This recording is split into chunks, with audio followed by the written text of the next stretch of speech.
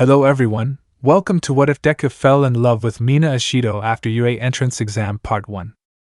Before we start, please go support Chris Walker 2001 for writing that awesome fanfic. Izuku ends up going to the UA entrance exam, even though Bakugo threatens him not to, and tries to become the hero he is meant to be. Along the way, he meets a certain pink girl. A certain girl that turns his life around. I want to become a hero. Izuku was in the middle of panicking and overreacting. How am I supposed to score enough points now? The exam is about to be over in a few minutes. He yells worryingly. Until a one-pointer shows up out of nowhere. Izuku stumbles to the ground panicking. How did I end up in this situation? He thinks in his head. The one-pointer raises its arm about to attack him. That was when Izuku remembered.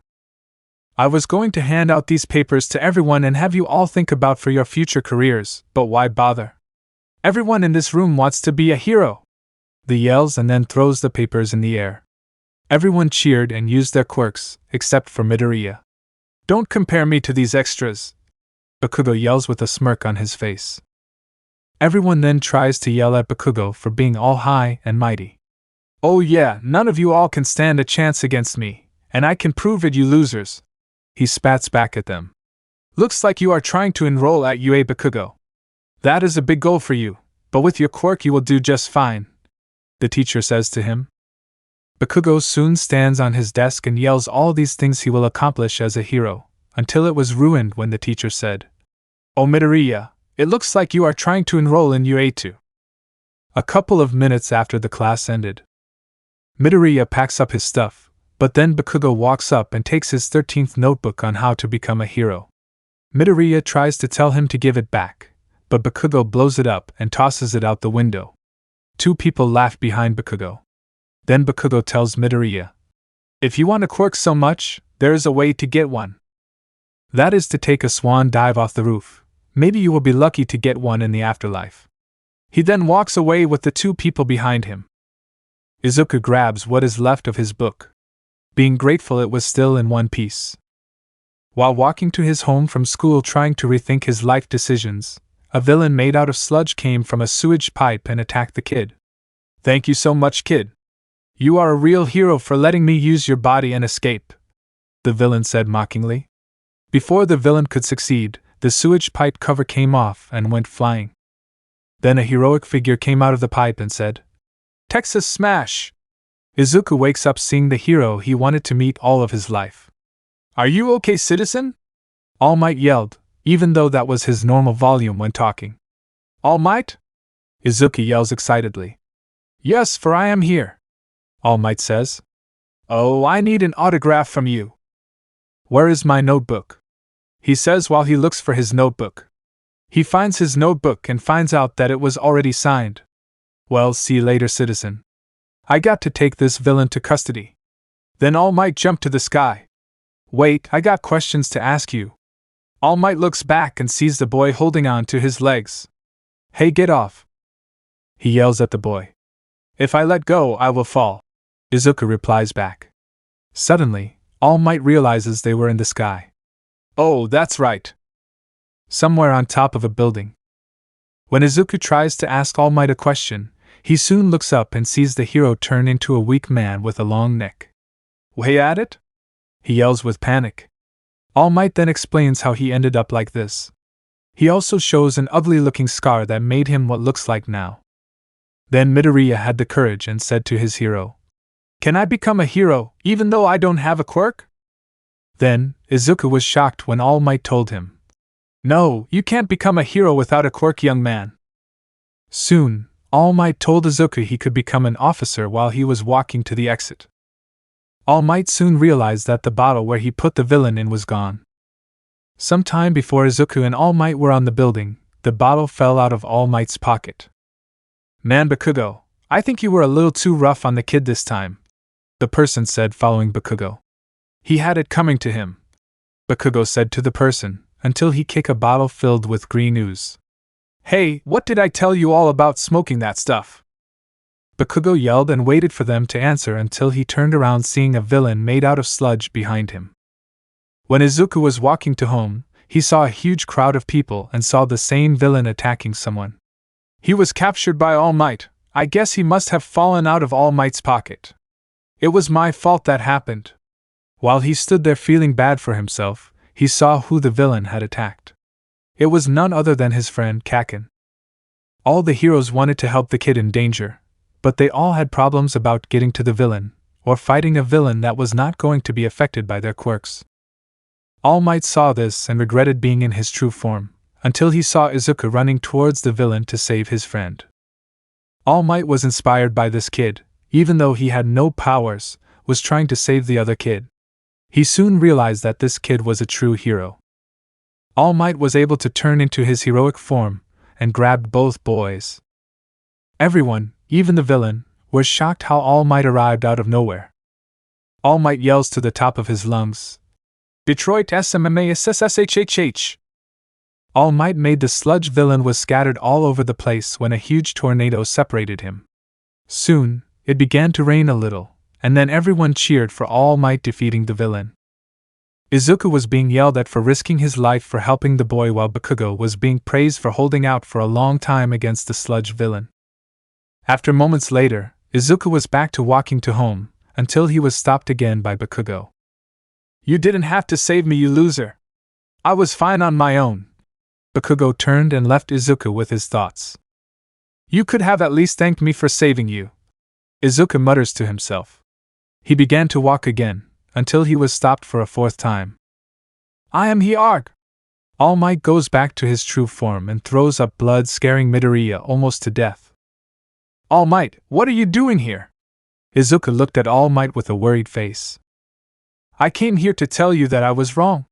In my life, I was searching for the one worthy of having my quirk. When I saw you running to save that kid, even though you were Quirkless. Also, my quirk is called One for All. It was a power that was given to me."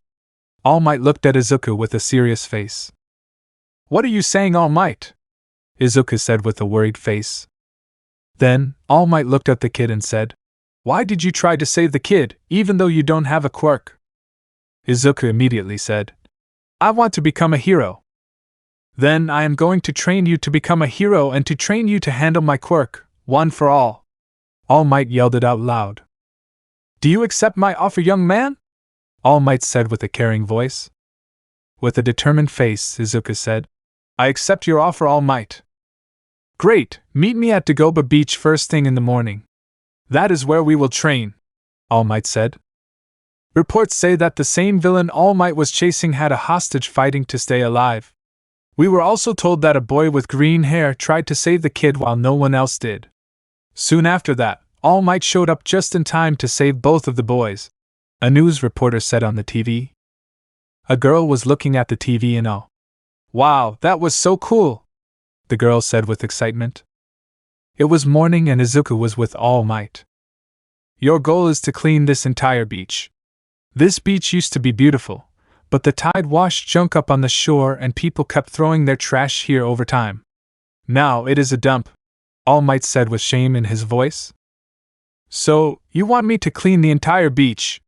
Izuku said with a worried look on his face. "Haha. Yes, but that is not all."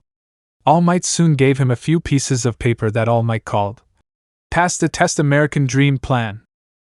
I will lay it straight with you. This is a difficult regimen that I planned. Do you think you can handle it?" All Might looked at Izuku with sympathy. "I will, All Might," Izuku said to his hero. "Great, now that is what I like to hear. Your training starts now," All Might said with passion in his voice. Months had passed and Midoriya was able to clean the beach. Izuku screamed for a long moment, while standing on what was left of the trash. He soon left, and All Might caught him just in time. "I did it, All Might. I cleaned the beach," Izuku said weakly, but felt accomplished for what he did. "You did it, my boy," All Might said while setting down Izuku. "Your body is now a proper vessel to use my quirk." All Might was looking at how well built Izuku's body was. "When I first met you, you were a scrawny little cry-baby. Now you are a tall, muscular man," All Might said to compare what Izuku was before and after. Izuku cried a little because of making his hero proud for what he did and accomplished. Well, a tall, muscular man that still cries, but who cares right now? Finished saying when Izuku stopped crying. He plucked a piece of his hair from his head. He held it in front of him while it was waving in the cool morning breeze. You won't be able to control my quirk yet, but in time, you will be able to with the proper training. Almight warned Izuku before he gave Izuku the piece of hair. You have earned it, my boy. Almight said it with a smile on his face. It was the greatest moment in Izuku's life, until Almight said, Eat this. What? Izuku said with a stupid look on his face. It was the day of the entrance exam and Izuku was in a hurry, but his mother stopped him from leaving. I hope you do great, sweetie, Inko said to her son while weeping. I am do my best, Mom, Izuku said with care for his mother. She then gave him a hug and a kiss, her baby boy. Now go and do that exam, Izuku. Tell how it went when you come home, she said, worried about her son taking the entrance exam. I will, Mom, bye, he said when he walked out the door. Bye, she said in a low voice, but Izuku knew she said it. Izuku was now at the entrance of UA. Bakugo scared Izuku and said, Out of the way or you are dead. Then Izuku got out of the way and muttered, Let's both do our best. After Bakugo walked away, Izuku sighed. As soon as he was about to walk, he thought to himself, This will be my first step in becoming a hero. Or maybe not, he thought when he was about to fall on his face. When he was close to hit the ground, someone caught him by his book bag. He soon turned around to see a pink girl. She was a little shorter than him. She had the same hairstyle like his, but it was pink, just like her skin. She had black scara around her golden pupils, with black irises. She had small curvy horns at the top of her head. With a big smile on her face, she said, Careful, glad I was here to catch you before you fell. Izuku was barely able to process on what happened. He was about to mutter something, until Mina said, Hey, I remember you. You were that one kid that tried to save that other kid from the sludge man. That was totally cool what you did that day. Well, I better get going, my friend is waiting for me. I guess I will see you later. Izuku was still processing on what happened until he thought to himself, Holy crap, I talked to a girl. While he was acting weird, a girl with brown hair walked past him and gave him a weird look. At the center of the room, President Mike was trying to hype up the people who were taking the exams so they would not be so nervous, but everyone stayed silent. Man, tough crowd, President Mike said, surprised. Oh my gosh, it is President Mike. I listen to his radio every week, Izuku said, not trying to keep himself under control. It was ruined after Bakugo told him to shut up. After President Mike listed 3 different robots they had to battle in the exam, a person with blue hair and glasses said that he forgot about there are 4 robots on the paper and saying that this error is unbecoming from Japan's top school. Then he pointed to Midoriya and said, Keep your muttering to yourself. If you are doing it for fun, then please leave the room. In the distance, Mina saw and heard everything. Man, he is having a hard day. Sorry was all Izuku said before covering his face for how embarrassed he was. Then President Mike told him that the 4th robot was a 0-pointer, and that it was just an obstacle people should avoid. Soon, people began to go to their assigned city locations. When Izuku got there, he saw the girl that stopped him from falling earlier.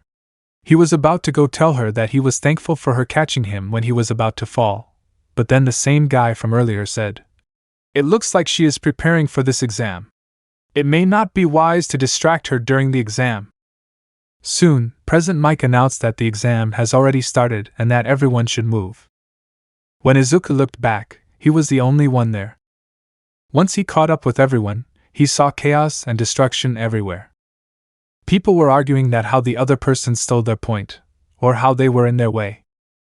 Then Izuku just went to go find a different area of the city, and it was also what he saw at the entrance. More chaos and destruction. Then saw a girl in brown hair saying that was her 28th faux robot, and the guy with the blue hair and glasses saying that was his 45th faux robot. Soon, Izuku panicked and went to an area that no one has been to yet. It is peaceful, there is no chaos or destruction. he thought to himself. The moment was over until a one-pointer came out of nowhere and caught him by surprise. The robot was about to hit Izuku, so he tried to protect himself by shielding himself with his arms. Soon, he heard a noise of a hissing sound and metal clattering on the floor. When he looked up, he saw the pink girl from earlier. She used her quirk on the robot's arm that was about to strike Izuku with and was laying on the ground. Then she aimed for the head, and the head fell right in front of Izuku. The body soon fell and the girl shook her hands to fling the stuff of her hands. She turned to Izuku and reached her hand out to get him off the ground. He smiled when she said, "Are you okay?" The end of the exam. Izuku grabbed Mina's hand and told her how thankful he was when she saved him from the foe villain. "No problem. I am just glad that you are okay," Mina said with a smile on her face. "So, how many points do you have?" Izuku was scared to tell her because he thought she would laugh at him, but he couldn't lie to the girl that just saved him from the robot. "I have 0 points," he said in defeat. "How many do you have?" She was surprised to learn that he had 0 points. "I have over 30 points, but I don't really know," she said while feeling bad for him. "How about we work as a team and score points together?" Izuku was shocked to hear that this girl was willing to help him score some points. "Thank you so much. I appreciate all the help I can get," he said, bowing to her. "No need to do that. Also, my name is Ashido, Mina Ashido," Mina said to him. "What is your name?" "My name is Midoriya, Izuku Midoriya. It is a pleasure to meet you, Ashido," Izuku said with a small smile on his face. They both left the area, but what they didn't know that there was a camera watching them and the other examinees. "We have some promising results this year. It is better than last year's scores," the mysterious figure said. The man in the corner of the room didn't look satisfied, but all he wanted to do was to sleep. What was keeping him from sleeping was because they didn't release the 0-pointer yet. "Can we just release it already? I am getting tired of watching these kids destroying these easy foe villains," he said irritatedly. Then the smallest man in the room said, "It is time. Release the 0-pointer." With the push of a button, all chaos was going to be unleashed. At the fake city, the ground shook and everyone stopped fighting to see what was causing the ground to shake. While Izuku and Mina were together, Mina almost fell. Izuku was able to catch her. She was about to say thanks, until they both looked up in shock and fear to see a gigantic robot, bigger than any of the buildings, was coming to their direction. "That is a little too much, don't you think?"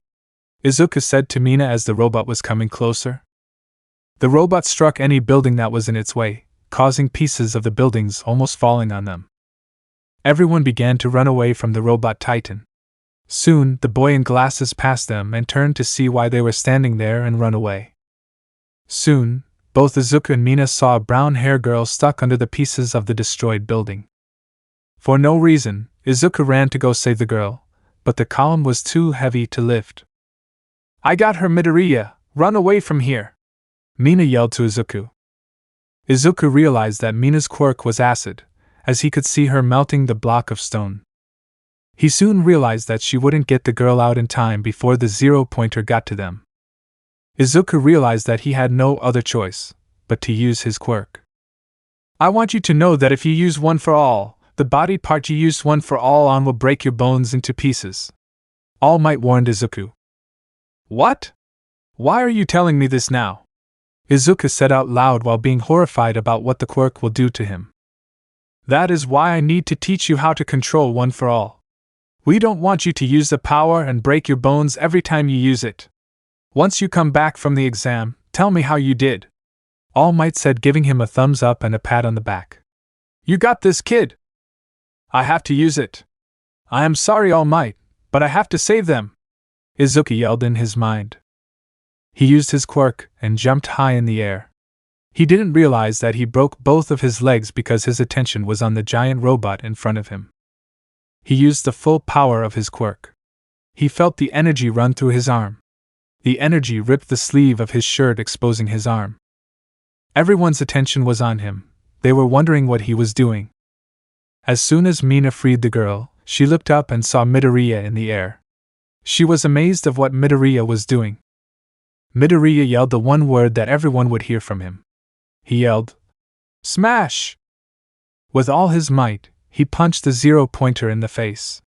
It put a huge dent in the robot, and the blow to the face caused a series of explosions spread throughout the robot.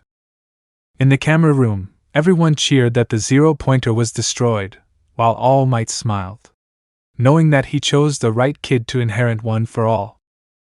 Everyone was amazed to see what the boy did. He defeated the giant robot with one punch. Midoriya was now falling. He didn't know what to do because his right arm and both of his legs were destroyed. "Set me on the column over there!" the brown-haired girl yelled to Mina. Izuku was about to accept his fate. In his mind, he thought, "At least I saved Ashido and that girl from the robot." As soon as he was about to hit the ground, he was slapped in the face midair by the brown hair that was on the floating column. The girl wasn't able to hold it very long and soon passed out from nausea. Mina was able to catch Midoriya, who was falling a few feet from the ground. Mina was grateful to the girl who just saved Midoriya. Mina looked at Midoriya's arm and legs. She sighed and said, "Thank you for risking your life to save us. You are a true hero, Midoriya."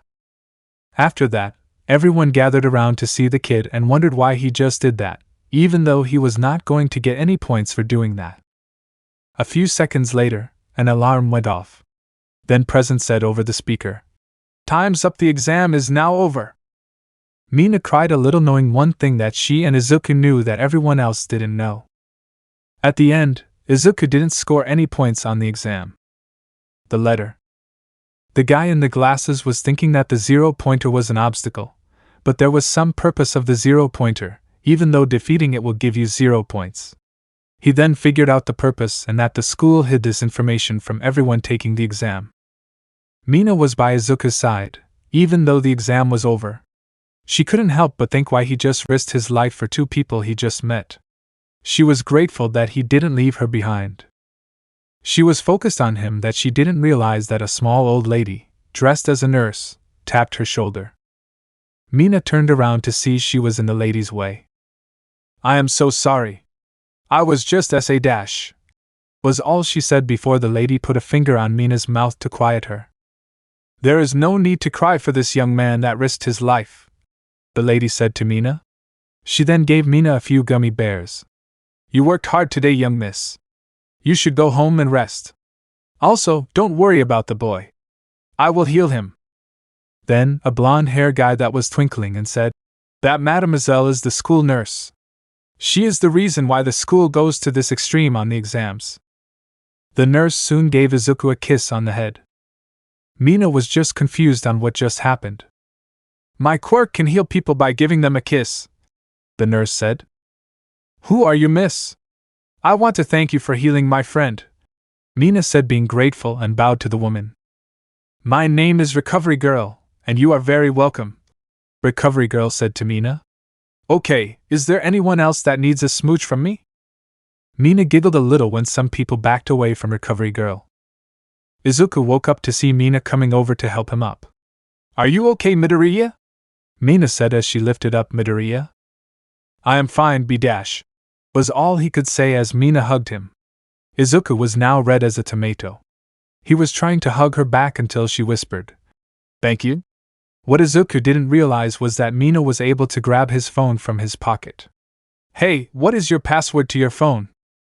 Izuku said his password, but he then realized Mina has his phone. "What are you doing?" She let go of him and gave him back his phone.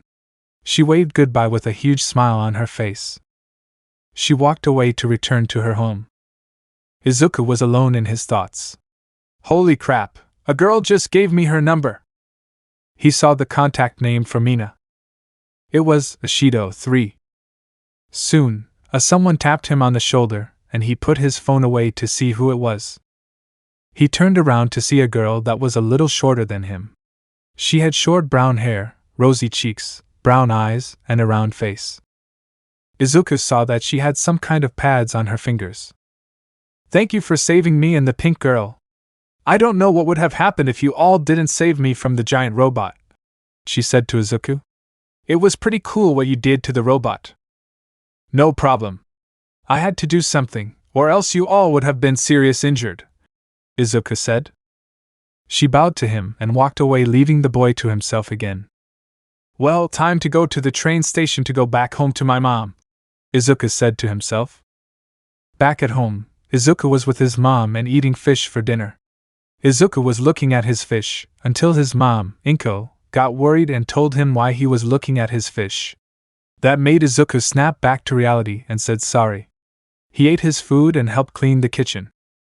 When he finished cleaning the kitchen, he worked out on the couch waiting for the letter to be delivered to his house. While Izuku was in his own world again, the doorbell rang and Inko went to open the door. I got a letter for a Midoriya from UA, a mailman said. Inko thanked the mailman and closed the door when he left. Inko yelled Izuku's name multiple times until he looked at her. The letter is here. Izuku was now in his room looking at the letter. Outside of his room, Inko was walking nervously back and forth. After a couple of seconds, Izuku ripped the letter. There was a letter inside, but he didn't see it because a small device fell out. The device turned itself on to show a projection of Almight. Almight? Izuku said in shock. This a projection of me, Almight said with a smile on his face as always. I am in town because I am teaching at UA. When Almight said that, a hand from the corner waved to him. You are telling get to the point? I have to do how many of these things? Okay, I got it. Almight shooed the person away to get back to what he was saying. You were able to pass the written exam, but you scored 0 points in the practical exam, which results in a failure. Izuku looked down. He knew it was true. He failed the exam and was not going to UA. But, Almight said, the story is not yet over, my boy. Almight holds a remote in his hand and points to the screen behind him. Now pay attention to the screen. He then turns on the screen. A video shows the girl he saved. She talked to Present Mike about transferring some of her points to Izuku, but Present Mike said sorry and they were not able to do that. You saved that girl, young man, but she was not the only person who tried to help you, Almight said. Then the next video showed Mina. Hey, I'd like to make a request. Can you give some of my points to my friend named Midoriya? I promised him that I would help him score points for him, but I didn't get to do that for me, Mina said while being sad. Then All Might turned off the screen. You became a hero in their eyes, young man. Even though you didn't score any points for defeating foe villains, we also give out hero points. Points that are earned when people do heroic actions, All Might said. Izuku wasn't believing in what All Might was saying. For your heroic actions you showed everyone today by punching the foe villain, All Might said while punching the air. Young man, you were given 60 hero points. Izuku was now crying tears of joy and relief. Welcome to your Hero Academy, young man, All Might said as soon as the projection ended. Inko was still nervous and walking back and forth, until Izuku opened the door to his room. He came out smiling to his mom. I did it, Mom. I got into UA. Those words were enough to make Inko cry and hug her baby boy. Oh, hey Mom, Izuku said. Yes, Izuku, Inko said. I need to text a friend real quick, Midoriya said. Oh, my baby boy made a friend. Inko was crying and hugging Izuku again, but she was squeezing him. She soon let go for him to text his friend. Izuku texted Mina. Hey Ashido, I got some great news.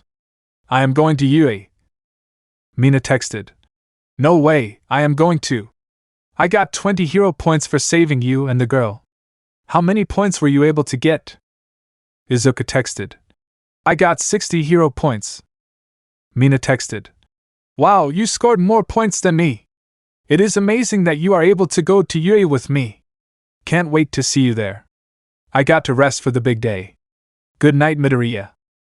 Good night, Ashido, Izuku texted. Izuku was able to go to the school he always wanted to go to become a hero. What he was also excited about was that he was going to see his friend again. He couldn't wait for the big day there. First day at UA. Oh come on Izuku, just one more picture. Inko was excited for Izuku, and was taking pictures because it was his first day to enroll at UA. Mom, you already took so many pictures, Izuku said, a little embarrassed. Well, I wouldn't take so many pictures if you would just smile and not look jittery on the pictures. Inko spat back. Okay, Mom, Izuku said, and then gave her his best smile he would show. Inko took the picture. Perfect. Izuku was now checking his book bag to make sure he had everything he needed for school. I hope you didn't pack too many action figures, Inko said, looking a little concerned. Mom, you know I wouldn't try to make a fool out of myself on the first day, Izuku said with defeat on his face when she said that. I have to go, Mom. Izuku was about to head out before his mom stopped him. Izuku, she said. Izuku was a little annoyed and said, What, Mom? I love you, sweetie, Inko said. This put a smile on Izuku's face. I love you too, Mom. After saying goodbye to her, he left in a hurry. When he was going to the train station, everyone was giving him looks. When he got on the train, people were looking at him. Why is everyone looking at me? Izuku thought until a man got his attention. So, you are going to UA? The man said to Midoriya. Yes, sir, Izuku said, being a little nervous. The man wore a business suit. He had long horns on his head that curved like ram horns. The man about 2 times the size as Midoriya. He was muscular throughout his body. He had golden irises and short black hair. It is great to see a kid going to UA, the man said with a smile on his face. So, what is your name, young man? Midoriya bowed to the man and said, I am Midoriya, sir. The man laughed out loud. Man, you have great manners, Midoriya. He then stood up and held out his hand. Nice to meet you, Midoriya, and please call me Mr. Leo. Izuku shook the man's hand and said, It is nice to meet you too, Mr. Leo. The train came to a complete stop. The speaker said, Now arrived at UA. I guess that is your stop, Midoriya. Hope you have a great day, Mr. Leo said. Thank you, you also have a great day, Mr. Leo, Izuku said while getting off the train and head over to UA. What an interesting kid, Mr. Leo said. Izuku was looking for his class. He ran until he saw his class. It was Class 1A. What made him nervous to open the door was the door. It was more than 20 feet high. Izuku was thinking what kind of classmates he would have. All he hoped was that the boy in glasses and kakin were not in there. When opened, the door heard 2 people arguing. Get your feet off the desk. The boy in glasses was arguing with Bakugo. Don't tell me what to do, or I blow you up into pieces. Bakugo spat make, but was amused how little it takes to head on the boy's nerves. How dare you threaten me like that? The boy said. I can threaten you whenever I want, Bakugo said to make the boy leave. Let's start over again. My name is Tenya Ida. So, who cares? Just leave me alone, you extra. Bakugo not interested anymore and looked the other way. Ida gave up and looked at Midoriya. Oh crap, he saw me, Midoriya said. My name is Tenya Ida, Ida said out loud while marching up to Midoriya. I already heard you. My name is Izuku Midoriya. It is nice to meet you, Ida, Midoriya said, being nervous. Bakugo saw him and glared at him. Midoriya, you somehow knew that there was something in the practical exam that no one else knew. I have to say, you were the better candidate, Ida said in defeat. But I didn't know either, was all that Izuku said. Soon, Mina came in and scared Izuku by jumping on his back, making him to give her a piggyback ride. Hey, remember me! Then Ida yelled at her. What are you doing to Midoriya? Midori is my friend. He is a great guy to hang out with, Mina said and then sticked out her tongue. Wait, Midori? Izuku said, looking at Mina on his back. Yeah, that is your new nickname because Midoriya is too long to say, Mina said, being a little nervous, but she was still smiling. I was just so excited to see that you and I are in the same class. If you are just here to make friends, then you should just leave, a man in the sleeping bag said while laying on the floor. Everyone looked at the man in silence, until Mina screamed. It is a human-sized caterpillar with a man's face. Mina was so scared that she wrapped her arms and legs around Midoriya and almost choked him. She didn't want to let go. "I am not a caterpillar," was all he said as he was crawling like a caterpillar from the door to his desk. "You did that on purpose," Mina said with an angry face. Midoriya was about to pass out until she let go. "Welcome, class. I am your homeroom teacher. My name is Shota Aizawa," Mr. Aizawa said. While he was coming out of the sleeping bag, he took out training uniforms and gave them to everyone. "Please put these on and follow me outside." Almight was in the teacher's lounge. He was reading a book about the staff of the school. "Oh no, the kid has Aizawa. He is going to be nothing but trouble," Almight thought to himself. "Okay, Bakugo, tell me how far you threw a ball in middle school," Aizawa said. 67 meters, Bakugo said. "Okay, now I want you to throw the ball with your quirk," Aizawa said while handing the ball to Bakugo. Bakugo threw the ball with all his might with his quirk. Aizawa got his phone out and said, "This is how we know what your limits are with your quirks." The phone said, 705.2 meters. Everyone. "What?" Mina said. "That looks fun." "Fun, you say?" Aizawa now glaring at everyone. "So you think that when you all become heroes, it will be fun?" Aizawa was being dead serious when he said, "Whoever scores the lowest amount of points in all 8 events will expelled right on the spot." "What?" everyone said in shock and fear. "This is UA. You will not expect me to go easy on y'all. Good luck, because y'all are going to need it," Aizawa said. "Our first day at UA, and our teacher is already wanting to expel the weakest person. What can I do?" Izuku thought in his head while he hoped that he wasn't the one that gets expelled on the first day. Our fight begins. We were all worried of what Mr. Aizawa said. "I have to do my best in these 8 events," Izuku thought to himself. "Hey Midori, are you okay?" Mina said with a worried look on her. "I wish you the best of luck." "Thanks, Ashido," Izuku said while blushing a little. After that they went their separate ways. The first event, 50-meter dash. The second event, grip strength. The third event, standing long jump. The fourth event, sidestepping. The fifth event, throwing. During the events, Izuku learned the brown-hair girl's name. Her name was Uraraka Achiko. Uraraka was the next to throw the ball. She used her quirk on the ball and threw it. Soon, Aizawa's phone showed the results, even though he wasn't impressed at all, and showed it to the students. "What? Infinity!" they all said. "Midoriya, you are up," Aizawa said. "You can do it, Midori!" Mina said it with determination. "Midoriya is not doing so good right now," Ida said. "That is because that loser doesn't have a quirk," Bakugo said. "What? So you haven't heard what he did during the practical exam?" Ida yelled at Bakugo. "What did you say?" Bakugo turned to Ida curiously. "Come on guys, he is trying to focus," Achiko said. "I can do it," he thought to himself. When he used one for all on his arm, he threw the ball with all his might. 46 meters, said Aizawa's phone. Izuku was trying to figure out what happened. "What happened? I know I used it." "I erased your quirk," Aizawa said while using his quirk. "The entrance exam is so irrational because someone like you got into UA." Then Izuku saw the goggles around Aizawa's neck. "You are the erasure hero, Eraserhead!" Midoriya yelled out loud. Everyone else was whispering and trying to find out who was Eraserhead. "I saw what you were trying to do, kid," Aizawa said, glaring at him. "I bet you were hoping that someone was going to help you and hurt yourself with your own quirk?"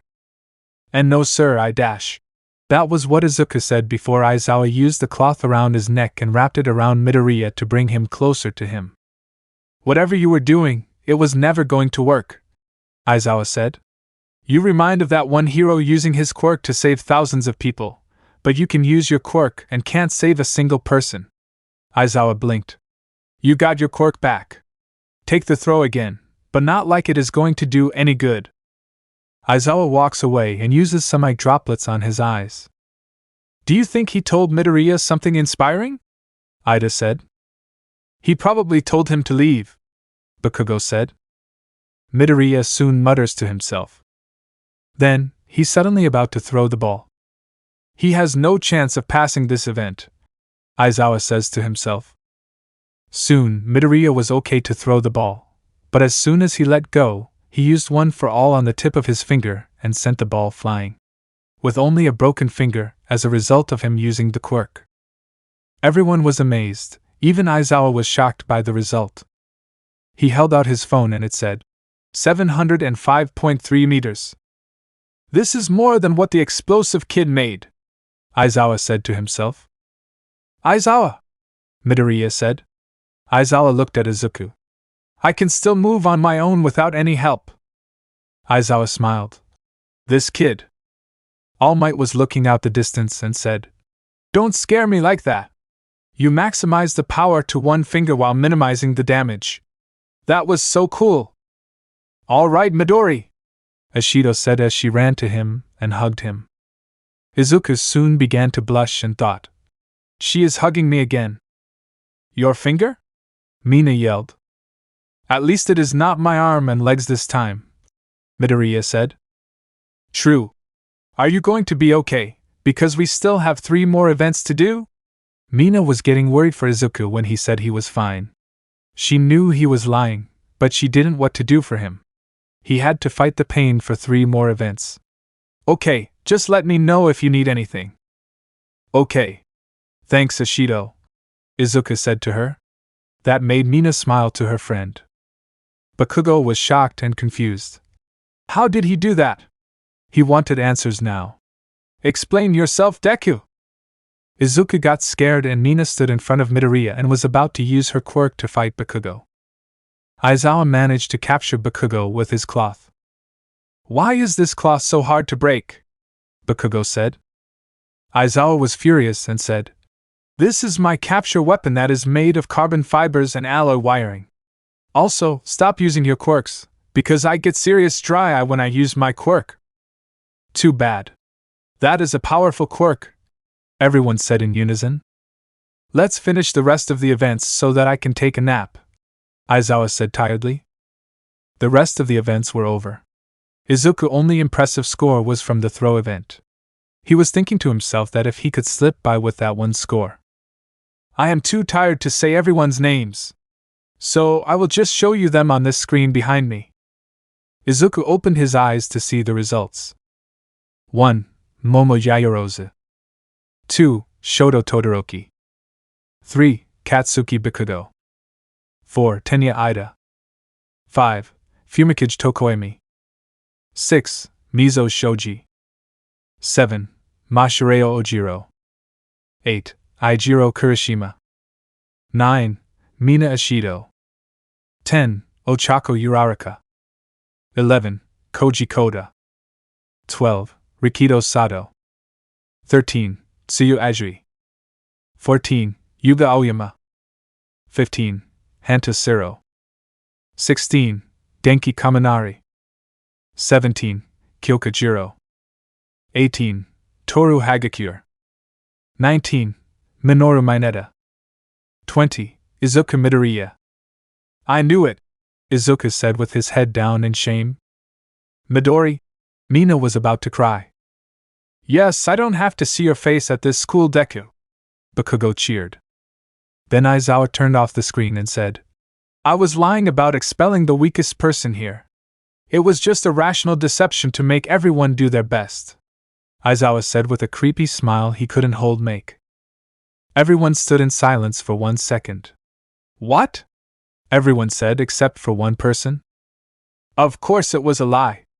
I guess I should have told you all, the girl with the spiky ponytail said. Yeah, you think, everyone thought in unison. Midoriya, Aizawa said. Izuku looked at Aizawa. Take this. You are going to need that to go to the old hag's office to fix your finger. Tomorrow is not easier than the events you took, Aizawa said before he was about to leave. Everyone, there are documents on the desk that you all will have to look over. I am going to take my nap, Aizawa said when he left. Mina was standing in front of Bakugo with an angry face and said, So, what was that about you not wanting to see Midori's face here ever again? It is none of your dang business, Raccoon Eyes. Bakugo spat back to make her leave. That was a dirty stunt you pulled, Aizawa, Almight said. Oh, so you were watching, Aizawa said. Nice to know that you love to waste time. A rational deception. April Fool's is not today, you know, Almight said. I read your report. You expelled an entire class of first years, which includes the 154 students you have expelled. What are you getting at? Aizawa said. What I am saying is that you sense the potential that I see in Midoriya as well, Almight said. You are right about that, Almight, but it is cruel to let a child to chase a dream that will never come true, Aizawa said to leave Almight with his thoughts. Izuku was heading home from school, but was very tired. Soon, Mina came out of nowhere and surprised him with a hug. Midori! Mina said, smiling. Aya! Izuku got scared. Oh, hey Ashido, I thought you were someone else, Izuku said. Ida came up right behind him and scared Izuku. How is your finger, Midoriya? Ida said with concern. Mina giggled a little. Oh, it is fine, Izuku said. My quirk can heal you by using your stamina, but be more careful. If you don't, you will run out of stamina and die, Recovery Girl said while giving Izuku some candy. I could die, Izuku yelled. I still can't believe our own teacher fooled us like that. This is UA. He should be setting us an example of trust, not deception. Ida was talking very serious. Hey everyone, Uraraka yelled to them and caught up. Hey, they all said. Let's see.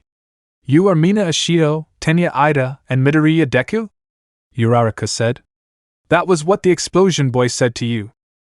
You see, Kaken says that to be a bully, Izuku said. Bullies are the worst, Mina said while being a little mad and puffed her cheeks out. They are, Ida agreed with Mina. I kind of like the name. It is like it is saying, do your best, Uraraka said. Deku is fine, Izuku said suddenly. Midoriya, both Mina and Ida said. Ida was now scolding Izuku that he should have some backbone while Mina and Uraraka laugh. They all head out to school. Izuku thought that it was the most interesting first day at school. Don't rest now, Midoriya, the real test is tomorrow, Almight said. It was the second day of school and everyone was in English class with their teacher, Present Mike. Now, can anyone tell me where the mistake is? Present Mike said. Everyone was getting bored of this class. The girl with the spiky ponytail raised her hand. It was lunchtime and everyone went to different areas in the cafeteria. So, who do you all think our teacher will be in our hero class? Mina said while eating natto and okra, her favorite food. I don't know, but that class will be way better than English class, Uraraka said. Izuku, Ida, Uraraka, and Mina were all sitting at the same table. Mina was sitting next to Izuku while Ida was sitting next to Uraraka. Well, we will find out when we head to class, Izuku said. Agreed, Ida said to Izuku. Everyone sat at their seats waiting for their teacher. A few moments later someone said, I am coming through the door like a normal person, Almight yelled. Whoa, everyone said. That is his Silver Age costume he has on, someone said. Today's lesson in hero basic training is battle training, Almight yelled. Heroes can't be fully heroes without costumes. Everyone in the class yelled excitedly. Grab your costumes and head to ground beta, Almight said. Everyone was walking to ground beta, but Izuku was a little behind. Looking good is important, everyone, Almight said. From today, you are all heroes, Almight yells. It is time to train you newbies. Glad you could make it, Midori, Ashido said to Izuku. Your costume looks great. Izuku's costume was mostly green with white lines going up his arms and legs. He had on red shoes and a utility belt. It also had a hood that covered the top part of his head. What covered the lower part was a face shield that was designed to make it look like he had a big smile. Thanks, Ashido. Your costume looks great. Izuku began to stutter and turn red, but luckily he had his mask and face shield on. I know it is kind of tight, but that are what tight suits are, Mina said while she laughed nervously. Mina's costume was a tight suit that was made up of turquoise and purple patterns that covered the entire suit. She had on boots that had holes at the bottom. She had a light brown waistcoat with fur covering the neck. She also had a cute little white mask that only covered the area around her eyes. "I like this class," the shortest boy with the most ridiculous costume in the entire class said. "Huh," Izuku said. Almight then looked at Izuku's costume and knew he was trying to look like Almight. Almight soon talked about how the most dangerous villains are the ones that stay inside. Some students kept asking Almight these questions that he was going to answer, while others said things about their costumes. Then, Almight took out a little script and read it to the class. Soon, he got out 2 lot boxes. He then chose who was paired with who. It went: Team A, Ashido and Midoriya. Team B, Shoji and Todoroki. Team C, Yaoyorozu and Mineta. Team D, Bakugo and Ida. Team E, Aoyama and Uraraka. Team F, Sato and Koda. Team G, Denki and Jiro. Team H, Tokoemi and Ajiri. Team I, Ojiro and Hagakure. Team J, Kirishima and Sero. "Alright, Midori, let's do this," Mina said, being pumped up with excitement. "Yeah," Midoriya said. "The first 2 teams who will start us off are Team A, the heroes versus Team D, the villains," Almight said, getting pumped for this fight. "Get ready, Teams A and D, because your fight begins," Almight yells. The end of the fight. Izuku and Mina were outside waiting until Almight told them to be ready. "So, what's the plan, Midori?" Mina said, since she knew he would come up with plans quickly. "Well, right now, I am thinking we should head to the first floor and cautiously check every corner to make sure Kaken doesn't get the drop on us," Izuku said. "How do you know he will be alone?" Mina asked curiously. "He wants to prove he is the strongest by taking us out, and he wants revenge on me," Izuku said, almost feeling scared. "The next part of my plan is going to be risking, but it is the best plan to get to the bomb the quickest. Whatever it is, you can trust me to do it," Mina said, being determined. "Okay, the next part is Bakugo and I will have to fight alone," Izuku said. Mina was now not on board with the plan. "No, Midori. You can't face him by yourself. I have to, Mina. I have to be the one to hold him back while you face Ida," Izuku said to calm Mina down. "No, I don't want to leave you behind," Mina yelled. "Mina, please. The plan won't work without your help," Izuku begged Mina to reconsider it. "Fine, but I still don't like this plan. Also, what am I supposed to do while you fight Bakugo?" Mina said in defeat. "This plan better work." He then whispered what he wanted her to do while he fought Kaken. Mina was now smiling. "Okay, this plan might actually work, but I still don't want to leave you," Mina said. "Don't worry, we can do this," Izuku said to cheer up Mina. Soon, All Might announced that the battle has begun. "Let's go, Midori," Mina said. "Right," Izuku said. Moments before All Might announced the battle to begin, Bakugo and Ida were talking to each other. "Training or not, it pains me to be the villain," Ida said while inspecting the makeshift bomb in the room. "So, Deku has a quirk?" Bakugo said. "Of course, you saw it too, but you can't just charge in and fight him," Ida said to Bakugo, but Bakugo was not listening. Izuku and Mina were in the building, but moving slowly around each corner they came across to. Everything was just fine until Bakugo leaped from a corner to surprise attack Mina, but Izuku pulled Mina away from Bakugo. Bakugo used his quirk and almost hit her. He was only able to destroy the face shield and half of Izuku's mask when Izuku shielded Mina with his body from the blast. With the force of the explosion, Mina and Izuku went flying. When their vision cleared, they both noticed that Mina was on top of Izuku. Their faces were very close. Even though Izuku was very close to Mina's face, he didn't notice that she was blushing a little. Mina thought to herself, "Why am I blushing?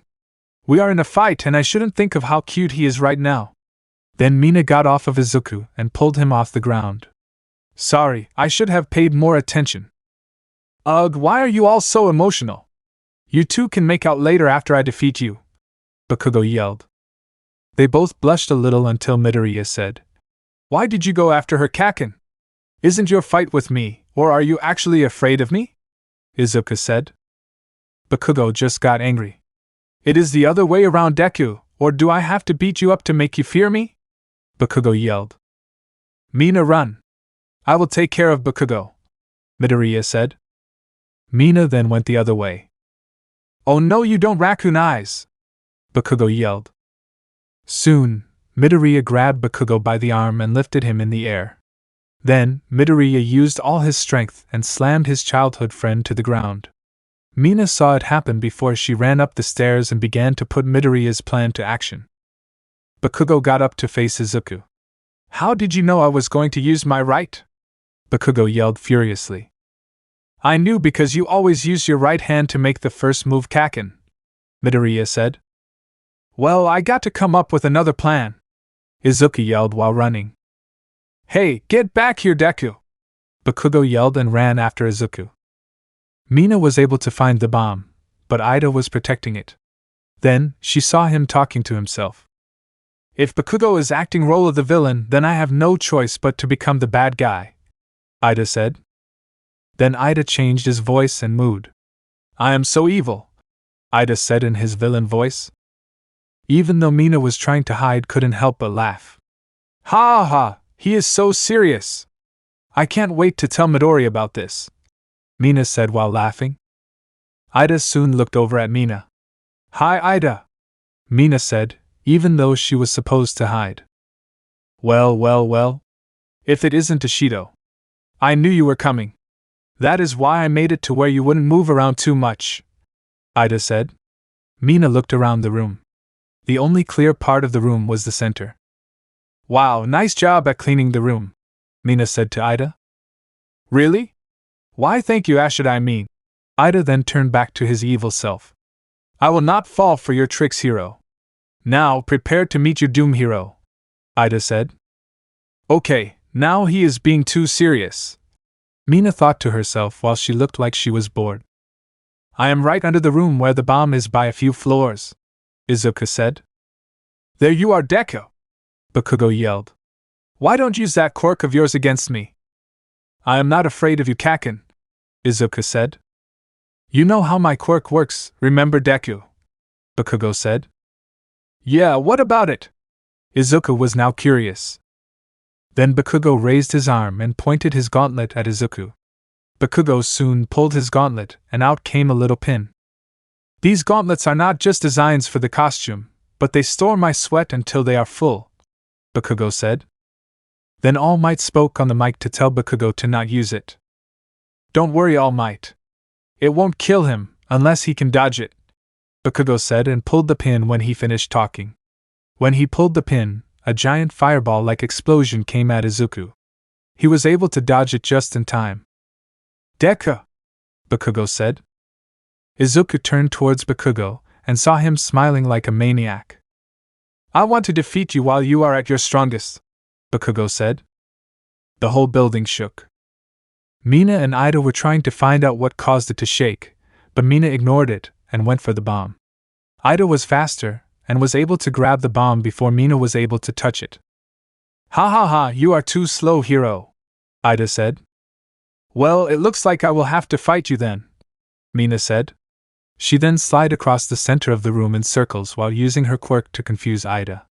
She threw her acid at Ida, making him and the bomb move to another side of the room. I have to fight her, or else she would melt the whole room and I won't have anywhere to run at all, Ida thought. He set the bomb down and used his quirk to run straight to her.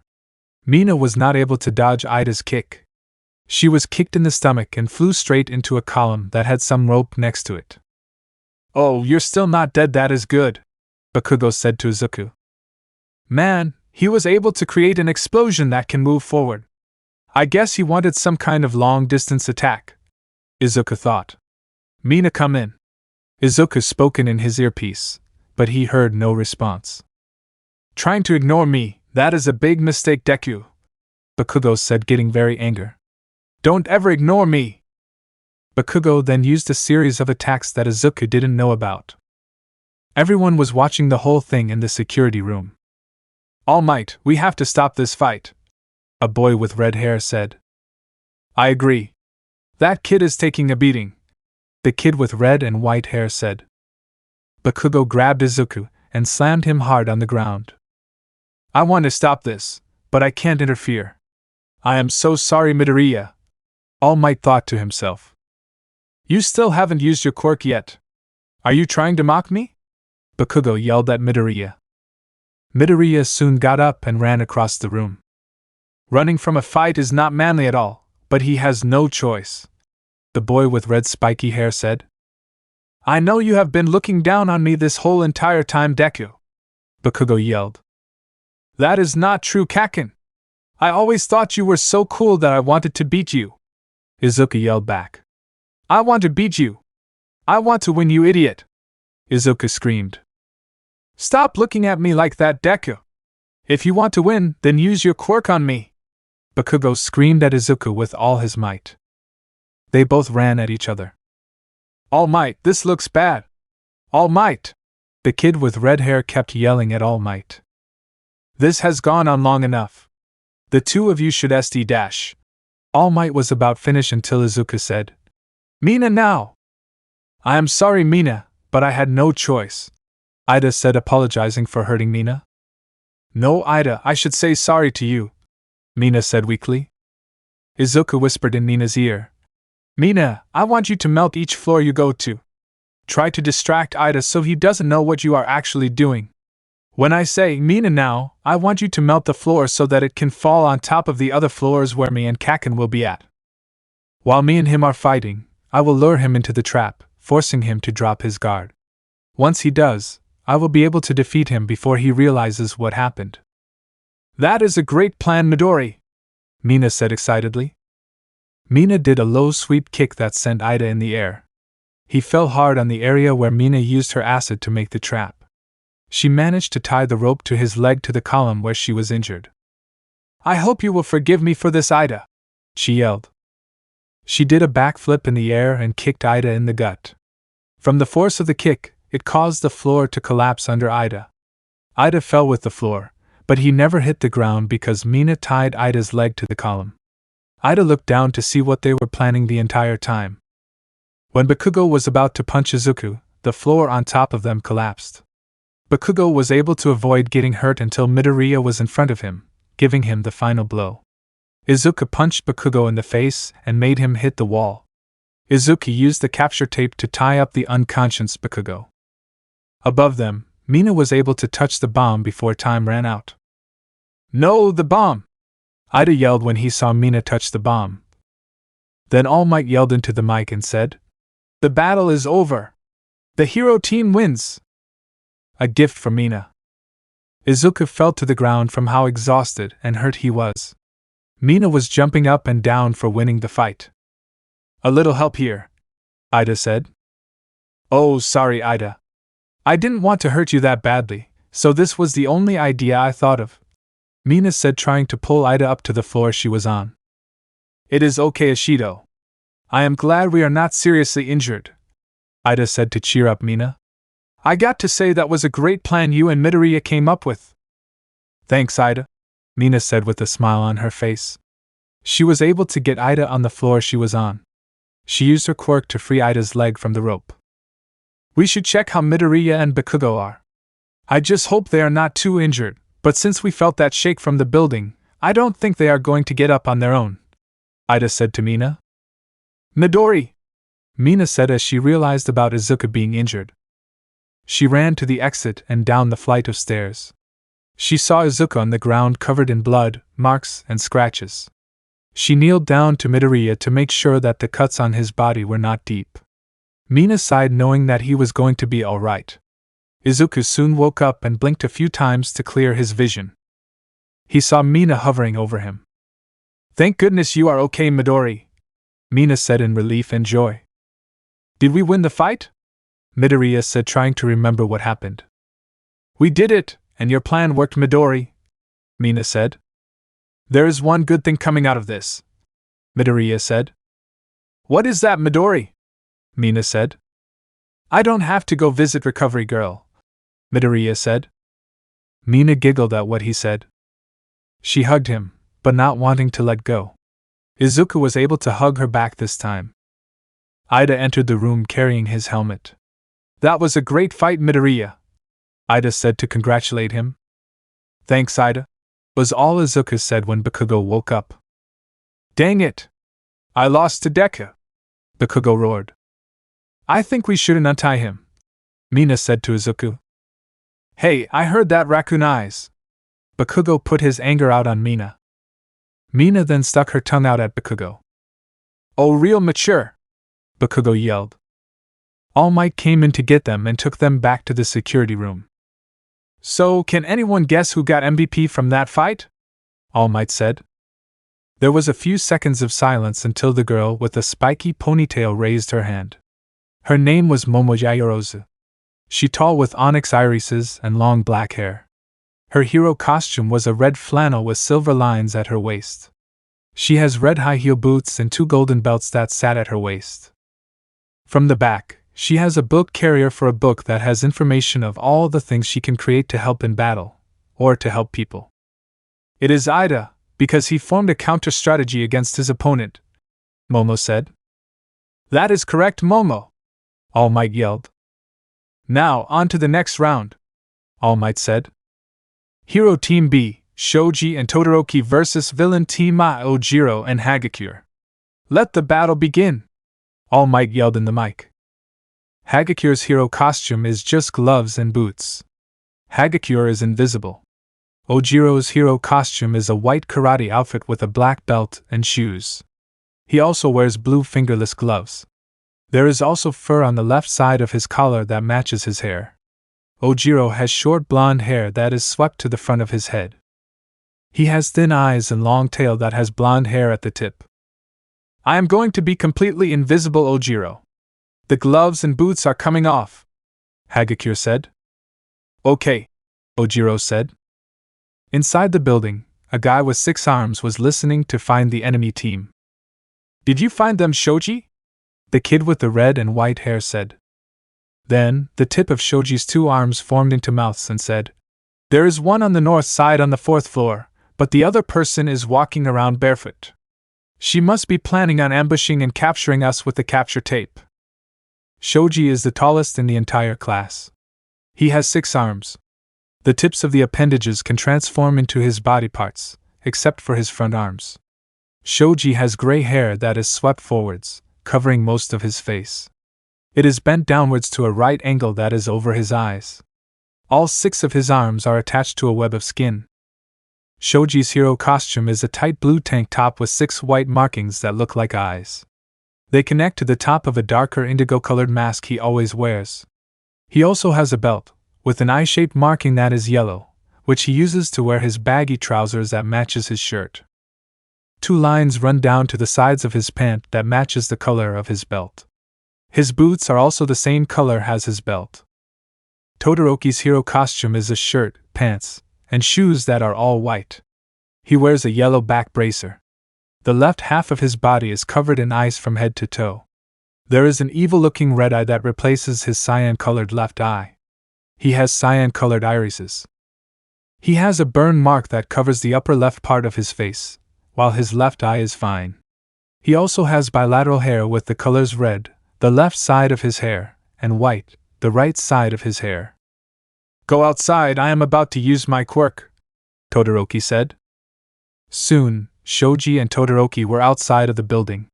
Todoroki walked up to the building, where the enemy team is at, and freezes the entire building from the outside to the inside. He was able to control the ice to where it didn't freeze the bomb. He also was able to only freeze the enemy team's feet to immobilize them. He is powerful, the boy in the red spiky hair said. Also, why is it cold in here? He said, shivering. I don't know, All Might said while shivering. Mina was freezing because she wearing her hero costume that was not meant for cold weathers. So, she ended up standing next to Izuku and hugged him for warmth. What or why you doing, Ashido? Izuku said while muttering and becoming red again. I am sea cold. Can you please keep me warm? Mina said while barely being able to speak. Okay, Izuku said. Both were now blushing, but Mina's blush was lilac instead of the normal red blushing color. Thanks, Midori, Mina said while trying to smile. Todoroki places his hand on the bomb, then All Might announced that the hero team D won. Here, let me help warm you all up, Todoroki said while his hand was still on the bomb. He used a second quirk to melt the ice. It is warming up, Ojiro said while he was shocked. After that battle, everyone else had a chance to fight. It was now the end of the day for UA. Everyone was heading out. Mina and Izuku were walking together to the front gate. So, how do you want to celebrate with our victory against Bakugo and Ida? Mina said. You disarmed the bomb, so I guess you get to choose, Izuku said, which made Mina smile brightly. I know! We can buy each other a gift, Mina said with excitement. That is a great idea, Ashido, Izuku said. Since that is the plan, I am going shopping. See you later, Midori, Mina yelled while running. Bye, Ashido, Izuku yelled back. Izuku was at the shopping mall looking for a gift for Mina. He only had 5,536.00 yen on him. While Izuku checked a few stores at the shopping mall, he saw one store that would have a nice gift for Mina. He entered the jewelry shop. Izuku saw all kinds of necklaces, rings, earrings, and bracelets on display. Wow, this place has a big selection, Izuku said in awe. He looked around until he saw a necklace that caught his eye. It was a necklace with a gemstone that had the same exact colors as Mina's hero costume. The colors, turquoise and purple, were scattered across the gemstone like the patterns on Mina's costume. It was the perfect gift for Mina. Izuku was amazed, until he saw the price for the necklace. The price was 11,072.00 yen. I can't afford this, Izuku said in defeat. A man was right behind Izuku. May I help you, sir? The man said to Midoriya. No thanks. I was just low dash, was all Izuku said when he turned around to face the man behind him. Mr. Leo! Izuku yelled while he was totally shocked to see Mr. Leo there. Hello again, Midoriya, Mr. Leo said. It has been a few days, hasn't it? He said with a smile on his face. Then he looked at the necklace Izuku was looking at. I see that you were interested in that necklace, he said. I was, but I don't have enough money to buy it, Midoriya said disappointedly. I bet the owner of this store would help you with that, Mr. Leo said. You know who the owner is? Izuku asked. Where are they? Mr. Leo laughed a little. You are looking at the owner. No way! Izuku yelled a little. How about I drop the price of that necklace to 50%? Mr. Leo said. That is perfect. Thank you, Mr. Leo. Izuku bowed. Mr. Leo took the necklace out of the display while Izuku gave him his money. Here you go, Midoriya. I hope you will make that special girl happy, Mr. Leo said with a smile. Izuku blushed a little. Thank you for your help, Mr. Leo. Izuku bowed again. With the necklace in the container, Izuku put it in a small bag and headed out the store. Until next time, Midoriya, Mr. Leo yelled. Until next time, Mr. Leo, Midoriya replied back. Izuku was happy that he finally got a gift for Mina. Sharing a kiss at the park. Izuku was able to make it back home before his mother almost finished making dinner. He opened the front door, but he found his mom standing in front of the doorway. Where have you been, Izuku? Inko said with a stern look on her face. Inko had on a white shirt with short blue pants that went down to her knees. She also had on an apron she uses for cooking and fluffy pink slippers she walks around the house in. Even though she was shorter than Izuku, she can still be intimidating to Izuku when she gets mad. Sorry, Mom, I was at the mall, Izuku said with a sad look on his face. You made me worry. Please let me know next time, Inko said. I will, Mom, Izuku said. Inko looked at the bag Izuku was holding. What did you get at the mall? It is not for me. I got it for my friend. Do you think she will like it? Izuku said while showing Inko the necklace he got for Mina. It is beautiful, Izuku, Inko said. Is she cute? Inko said teasingly. Mum, Izuku groaned, which made Inko giggle. I am just teasing you, Inko said. Soon, Izuku got a text from Mina. Izuku took out his phone and read the text message. Meet me at the park in an hour. Don't forget to bring the gift. She wants to meet me at the park in an hour, Izuku told his mom. You can go, but you have to tell me everything about this girl, Inko said. I will, Mom, Izuku said while texting Mina that he will be there. Izuku and his mother ate dinner and cleaned the kitchen. Izuku looked at the time on the clock. 30 minutes until we meet, but the park is 15 minutes from here, Izuku said to himself. I got to go, Mom, Izuku said. Okay, and be careful, Inko said.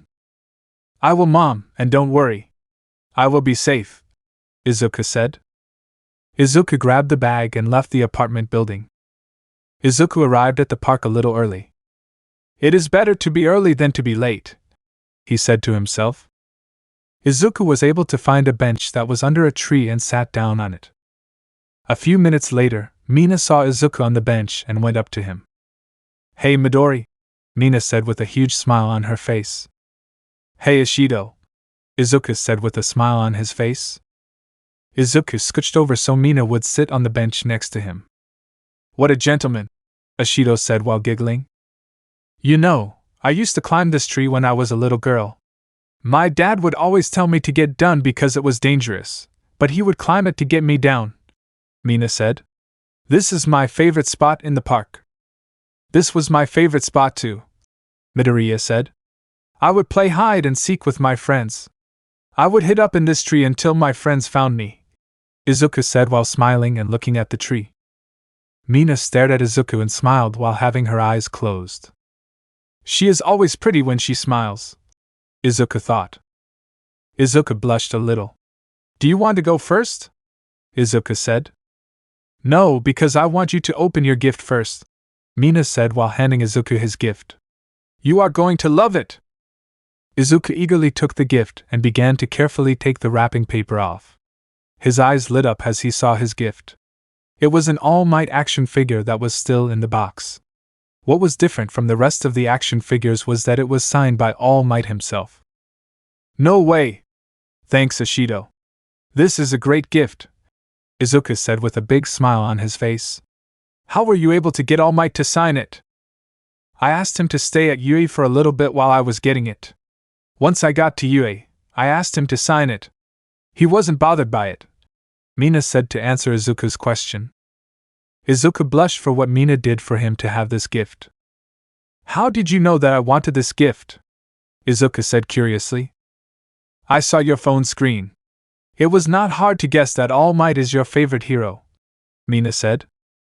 Right, I almost forgot that you were able to get into my phone and put your number in my contacts list, Izuku said a little embarrassed. Izuku gave Mina her gift. I hope you will like it. It took a little bit to find you a gift, Izuku said. Mina took the item out of the small bag. She opened the little box and saw the necklace. Her eyes went big when she saw her gift.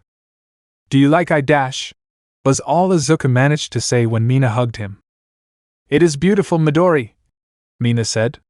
It also looks exactly like my hero costume, she squealed. You're welcome, Ashido. Do you want me to help you put it on? Izuku said while hugging Mina. Yes, please, Mina said. Izuku grabbed the box and took the necklace out. He undid the chain and put it around her neck. Mina lifted her hair up a little, so that Midoriya could attach both ends of the chains. How do I look? Mina said. You look amazing, Ashido, Izuku said to her while blushing. Mina blushed as well when Izuku told her that she was amazing. The wind blew a little, causing their hair to move with the wind. I have to tell her. This is the perfect moment to tell Mina that I like her, Izuku thought to himself. He was about to speak when Mina placed her hand on top of his hand. They stared at each other for a few seconds. I like you, Midori, Mina said while blushing. Izuku turned red. I like you too, Ashido, he said, which caused Mina to blush as well. Before they knew what they were doing, they leaned in slowly. Their faces were getting closer. They closed their eyes and kissed each other. Mina had hands wrapped around the back of Izuku's neck, while Izuku had his hands wrapped around Mina's back. After they kissed for a few seconds, they separated to look at each other. "That was my first kiss, by the way," Mina said. "Me too," Izuku said. "Does this mean that we are a couple now, Ashi?" Izuku said to Mina. "I like the nickname you gave me, and yes. We are now a couple," Mina said and kissed Midoriya again. Their faces separated again. Mina was now resting on Izuku's shoulder carefully, so that her horns don't hit his face. They were holding each other's hand while they were on the bench watching the sunset together. They both have a new favorite spot in the park, but they didn't want to leave it. Voting for class representative. Izuku woke up feeling more happy than usual, but he was holding it in. His mother noticed how happy he was. "I am so happy that you were able to get a girlfriend, Izuku. My baby boy is finally growing up," Inko said, while a few tears were dripping from her face. Izuku had already told his mom about him and Mina. "Hey Mom, I want to tell you something," Izuku said. "What is it, sweetie?" Inko said. "I got a girlfriend," Izuku said. Once he said that, Inko began to cry so much that she almost flooded the apartment. "Please don't start crying again, Mom. You almost flooded the apartment the other night," Izuku said, while comforting his mother. "I know, but I am so happy you were able to find someone who likes you the way you are," Inko said, almost stopped crying. "Thanks, Mom," Izuku said. He hugged his mom and headed out, but he stopped at the door. "I love you, Mom," Izuku said. "I love you, Izuku. Now don't be late for school," Inko said. "I won't, Mom," Izuku said as he walked out the door. When he exited the building, he saw Mina waiting on the sidewalk. "There you are, Midori!" Ashido yelled. She ran up to him and hugged him.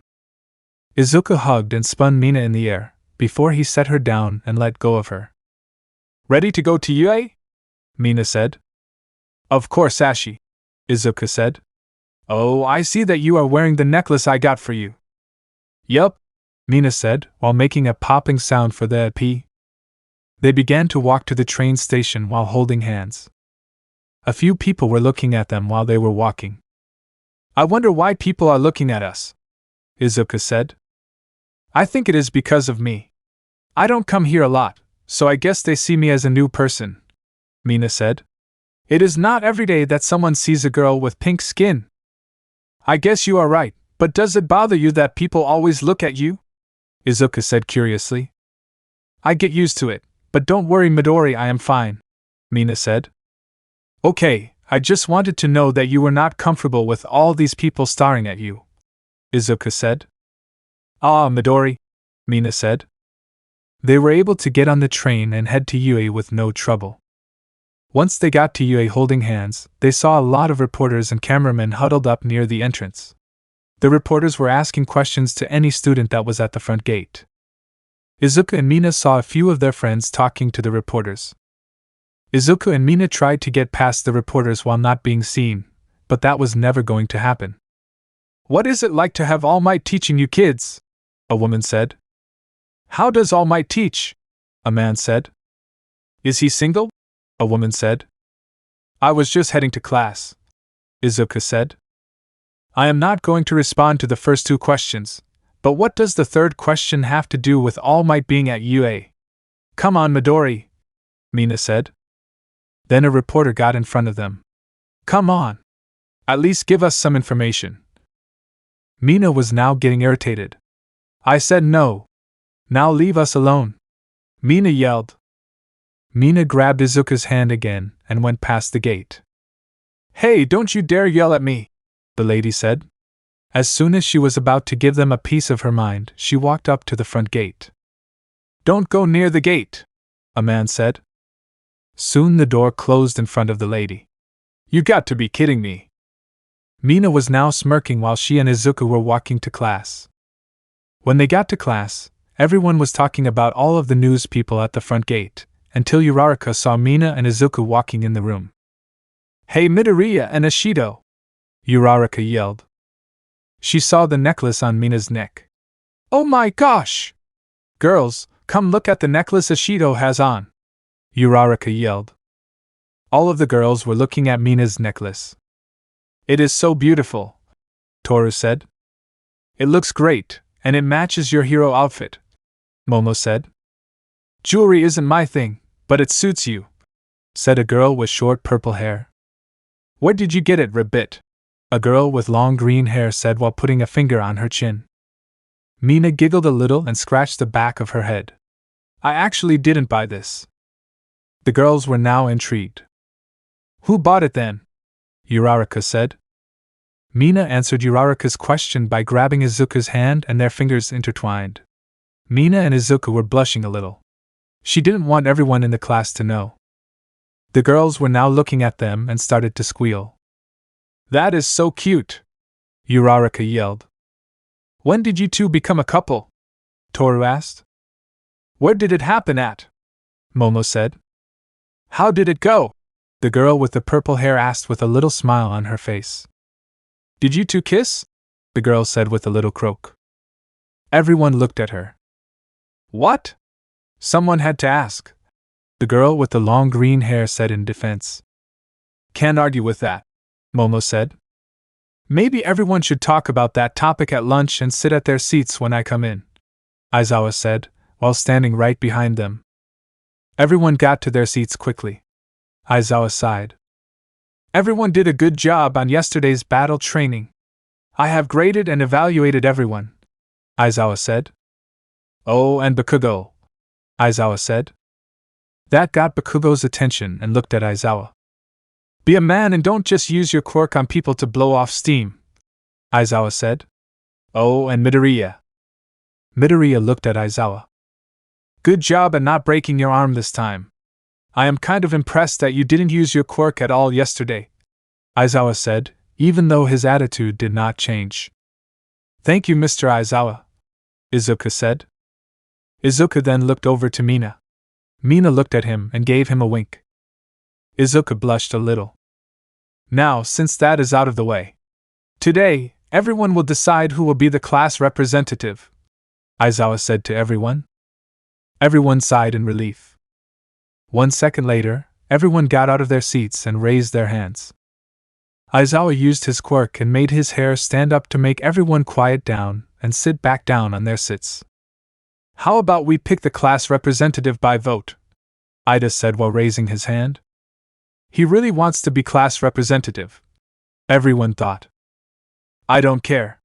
Just do whatever you want, Aizawa said while going into his sleeping bag to sleep. Midoriya ended up getting 4 votes, while Yaoyorozu got 2 votes. Who voted for Deku? Bakugo yelled. I did, Mina said. You have a problem with it? Dang right I have a problem with it, raccoon eyes, Bakugo yelled. Stop calling me that, Mina yelled. Can everyone stop yelling? I am trying to sleep, Aizawa yelled. Aizawa looks at the board. Can I at least get enough sleep for once? He said to himself. It was lunchtime. While Izuku and Mina sat next to each other, Ida and the rest of the girls were sitting at the table. Izuku and Ida were eating lunch, while the girls talked. That was how it ended, Mina said. That was romantic, Uraraka said. I know. It was like a dream, Mina said. Mina rested her head on Izuku's shoulder, which made Izuku blush. Ah, the girls said. Toru took a picture of them. So cute, she said. Ashido, you can't just do that, it is against the PDA, Ida said while doing a karate chopping hand gesture. Come on, Ida, can you relax for just today? It is not like it is hurting anyone, Momo said. Ida sighed and folded his arms. I guess you are right, but just don't go overboard. I don't want my friends getting into trouble. Don't worry, Ida. We won't get into trouble, Izuku said. Ida, you can drop the act, Momo said. What are you talking about, Yaoyorozu? Ida said, confused. I know you are from a rich family, Momo said with confidence. Everyone looked at Ida, who was the most shocked out of everyone at the table. How did you know? Ida said without being too loud. I know because I am from a rich family too, Also, you talked about going to a private school once, Momo said. No point is hiding it now. I am the second son of the Ida family, Ida said. My brother is the hero, Ingenium. No way. Ingenium has 65 sidekicks that are at his office, Midoriya yelled with excitement. Once Midoriya said that, the alarm went off. The intercom in the cafeteria said that it was a level 3, and that all students should evacuate. What is level 3? Ida yelled. Level 3 means that someone has infiltrated the school, a student yelled. Everyone started to leave the cafeteria in a panic. We have to calm everyone down, Mina said as was being shoved out of the way. Izuku fell down in the middle of the stampede. Midori! Mina yelled. Deku! Uraraka screamed. Midoriya! Ida yelled. I got to find out who has trespassed on the school grounds. As soon as Ida said that, he was pressed against the window and saw that the press has trespassed UA grounds. He also saw Aizawa and President Mike handling the situation. Ida tried to yell at everyone that the press were the ones that set off the alarm, but his voice didn't reach the crowd of students that were panicking. Uraraka, use your quirk on me! Ida yelled to Uraraka. Uraraka managed to touch Ida's hand and made him float over the students. He used his quirk to guide him to the door, but he ended up going out of control and slammed into the wall. He grabbed the pipe that was attached to the wall to help him from floating somewhere else. He shouted as loud as could and said, Everyone, stay calm. It is only the press. There is nothing to worry about. Every student stopped panicking and looked at Ida. We are fine. There is no threat, Ida added while yelling. The police were able to arrive to escort the press off the school's grounds. Keep it moving, everyone, a cop said to the press. Thanks, we were having a hard time controlling the press, President Mike said. No problem. We can do everything in our power to help heroes or civilians in times of need, the cop said. Everyone was able to make it back to class safe and sound. I think Ida is better at leading this class than I, Midoriya said. He showed true leadership, and he was able to calm down the students. Everyone in the class agreed with Midoriya. Thank you, Midoriya. I will accept your offer, Ida said, bowing. This whole thing was a waste of time, Aizawa said as he was back in his sleeping bag. Can you go a day without sleeping during class? Mina said. No, I need my sleep, Aizawa said and went back to sleep. The teachers were gathered at the entrance of the gate. Who could have done this? One of the teachers said. Whoever did this either slipped into the school or they were sending us a message, the other teacher said. Let's just fix the security gate. We don't want anyone else to slip into the school and harm the students. Outside, a man with blue hair was nearby talking to himself. They won't know what I am planning for my next attack. This is going to be fun, he said as he walked into a portal that came out of nowhere behind him. He entered the portal while laughing. Once he got to the other side, the portal vanished and his laugh echoed through the air. The attack at USJ Part 1. Ha ha! No one comes close, or the family gets it, a tall pink villain yelled. Kamui Woods and Empty Lady are not able to stop the villain, a civilian said. You won't get away with this habit headgear, Empty Lady roared. Only a true villain would take civilians hostage in order to get away, Kamui Woods said. Isn't there anyone who can stop this villain? A civilian yelled. Someone please help us, one of the hostages said. Shut it. Now it is time to make my escape, Headgear said. What the villain didn't accept was that All Might was right behind him. Missouri smash, All Might said as he karate chopped the back of Habit Headgear's head. Thank you, All Might, one of the hostages said. Thanks, All Might. I wish we were able to stop the villain, Empty Lady said. We will never get to save anyone whenever All Might shows up, Wood said. Whenever trouble is near, I always rush in to save the day, All Might said. Oh. Someone just did a hit and run, a woman said. That is my cue, All Might said as he went to save the day again. Today's basic hero training is rescue training. We will all go somewhere to do our rescue training. If you want to wear your hero costumes, that is fine.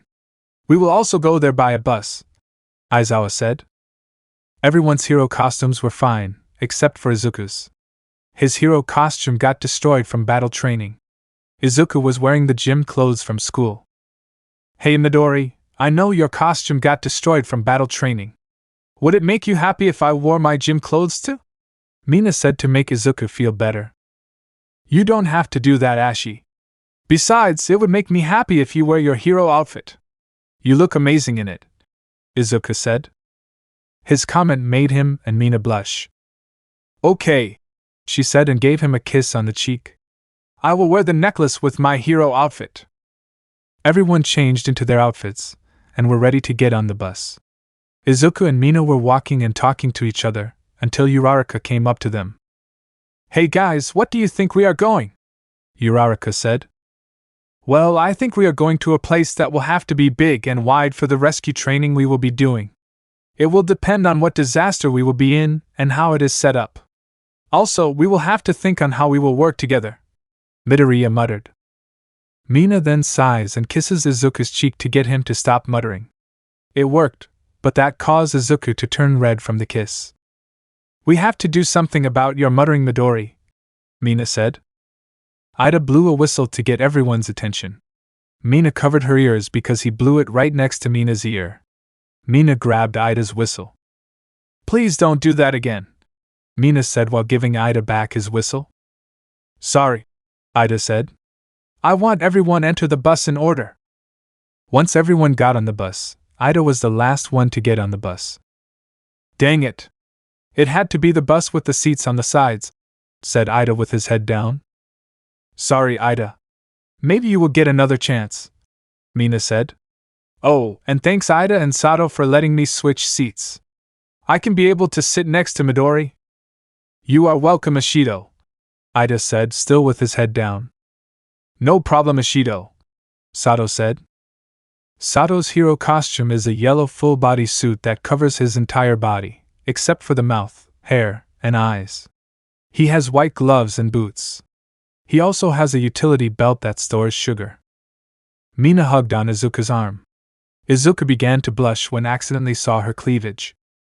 Hey Midori, Mina said. Yes, Ashi? Izuku said.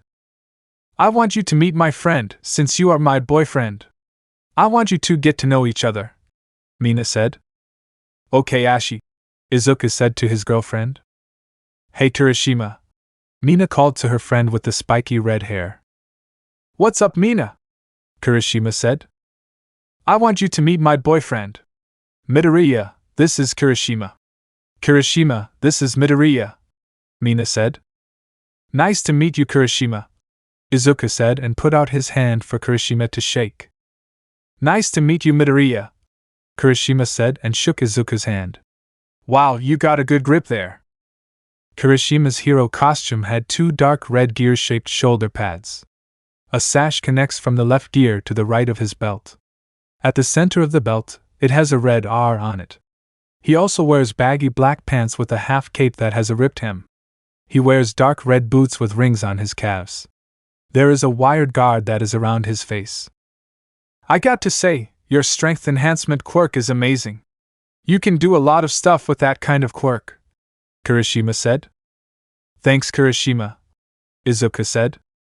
My hardening quirk is good in a fight, but it is not as powerful as your quirk, Kirishima said. I think that quirk can come in handy in a lot of situations, Izuku said, trying to cheer up Kirishima. It is nice to see you two getting along, Mina said. If I had to pick who is strong and cool in this class, I would say Bakugo and Todoroki, Kirishima said. Bakugo gets mad so easily. He will never be popular, the girl with the long green hair said. What did you say to me, frog face? Bakugo yelled. See what I mean? Also, call me Tsuyu. You know what, I don't think we will be friends. Just call me Ajri, Tsuyu said to Bakugo. No! Bakugo screamed. Tsuyu's hero costume is green turtleneck bodysuit with tan gloves that have two matching buckles on her wrists. There are two matching belts, one above her chest, and one on her waist. There are 2 black lines that run down her suit, each framed with yellow. She also wears tight black boots with markings that is shaped as a V on her thighs. She also wears a headband that is tan, and goggles with green-tinted lenses. "We are here. Get off the bus," Aizawa demanded. "Yes, sir," everyone said. "Whoa, it is the space hero, 13, Izuku said. "Man, you are a fan when it comes to heroes," Mina said. 13 is my favorite hero," Uraraka yelled in excitement. "Welcome everyone to the unforeseen simulation joint," 13 said. "Where is Almight?" Aizawa said, looking for Almight. "Unfortunately, he was at his limit," 13 said. "That guy cannot go one day without using his quirk," Aizawa said, frustrated. "Before we get started, I have 1 point. Make that 2 points to talk about." "Sorry, make that 3 or 4? 13 was now unsure how many points he has to explain. "That is a lot to talk about," everyone thought. 13 was telling everyone about his quirk, how it can kill people, and how he will teach everyone how to use their quirks to save lives. After that, 13 took a bow. Ida was moved and yelled, "Bravo!" Aizawa was about to say something, but a portal opened in the middle of the USJ. Aizawa saw some people coming out of it. 13, protect the students. We are being under attack by villains, Aizawa yelled. The portal disappeared, but was replaced with a person, whose body was covered in purple mist. "In the schedule I received from yesterday, All Might was supposed to be here with Eraserhead and 13, the portal user said. "We've shown up and he is not here. That is just great. I brought some friends for All Might to play with," a guy with disembodied hands all over him said. "I have a new plan. While we are here, let's kill a few students. He will have to show up," a guy with disembodied hands all over him said. The attack at USJ Part 2. "Why aren't the alarms going off?" Momo yelled. "Good question," 13 said. "It must be one of them," Shoto said, pointing towards the villains. "One of them must have a quirk that can make the alarms not go off." "Okay, then our objective is to find that quirk user and take them down," Izuku said. "No!" Aizawa yelled. "Mr. Aizawa, you can't just face all of them by yourself. We can help," Izuku argued back. "Your safety is my priority," Aizawa yelled back. "Get out of here!" Izuku looked at Aizawa amazed. He actually cares about us, Izuku thought. 13, get the kids out of here. Leave the villains to me, Aizawa said as soon as he dashed towards the danger that lies ahead. Aizawa saw 3 villains in front of him. He put on his goggles to hide his quirk from the villains. "Alright, range squad. Aim for the fool who is charging right at us," a villain said. "They are fools for taking me on," Aizawa thought, and used his quirk. "What gives? My quirk is not working," the villain said. Aizawa used binding cloth and captured the villains. He threw them into the air and made all 3 of them hit their heads to knock them out. "Ha! I bet your erasing quirk can't work on heteromorphic type quirks," a strong villain with 4 arms said. Aizawa ran up to him and punched the villain in the face. "You are right about that. That is why I have been trained hand-to-hand combat to deal with villains like you," Aizawa said. Aizawa captures the villain with his cloth and threw the villain at some other villains. "Who is next?" Aizawa said as he was surrounded by villains. "I hate pro heroes so much. Regular villains can't beat them," the villain with blue hair said, while a villain stands right beside him. "Wow, look at our teacher go," Izuku said. Mina grabbed Izuku, so that he is not left behind. "I am not leaving you. Now come on," Mina yelled. Soon, a villain teleported himself in front of the entrance. "Going somewhere?" he said. "Sorry for our intrusion, but we are here to kill All Might." "Not if we can do anything about it," Bakugo yelled as he and Kirishima charged at the villain. They both missed the villain. "Get away from him! I am going to use my quirk," 13 yelled. "You almost got me. That is Yui for you," Too bad that you kids will never see the light of day from this place, the villain said. The villain wrapped around everyone and teleported them to different locations. Izuku was falling from the sky and landed in the water. I am at the flooded zone, Izuku thought. So that villain's quirk can warp people in different places. My first meal for the day, a villain that looked like a shark said. Aya! Izuku screamed. Sorry kid, but I got to eat, the villain said. Out of nowhere, Tsuyu kicked the villain in the jaw and grabbed Midoriya with her tongue. She swam very fast to get away from the villain. Tsuyu was able to get Midoriya on the ship in the middle of the water by using her tongue. You got a nice chest for a frog, Mineta said. Azui used her tongue on Mineta and slammed him as hard as she can on the ship. I should have left him with the villains, Tsuyu said while climbing up on the ship. Oh well, he lives for another day. Thanks for saving me, Azui, Izuku said. Just call me Tsuyu, Tsuyu said. They were planning this for a while, Izuku said. I don't know how long, but they can be stopped by Almight. He will kick their butts, Mineta said. They must have figured out how to take care of Almight for good, Tsuyu said. Why come here to get beat up? Even if Almight does show up, we could already be dead. If we survive long enough for Almight to come, the villains will be ready for him. Mineta was getting scared and cried like a little baby. Midoriya, please tell Azui that she is crazy for thinking about something like that, Mineta yelled. Grow up, Mineta. You should not act like a baby, Tsuyu said. I am not a baby, Mineta yelled back at Tsuyu. Then why does it look like that you are wearing a diaper on your hero costume? Tsuyu said. Mineta looked down at his hero costume and said, It is not a diaper. Izuku then mutters to himself. If they found a way to beat All Might, then they must have some kind of reason. Can you stop that? You are creeping me out with your muttering, Tsuyu asked. While no one was looking, a villain got on the boat. They were right behind Tsuyu. There is no escape. Get ready to die, a villain yelled. Everyone turned to see the villain behind Tsuyu. The villain was about to strike, until from out of nowhere, some kind of liquid landed on the villain's eyes. He screams in pain and fell off the boat. Izuku looked on top of the boat. He began to smile. Midori! I am so glad to see everyone okay, Mina said.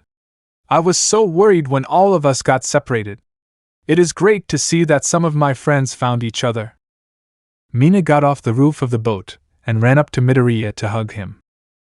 Can I get a hug, Tsuyu? Mineta said with a smirk on his face.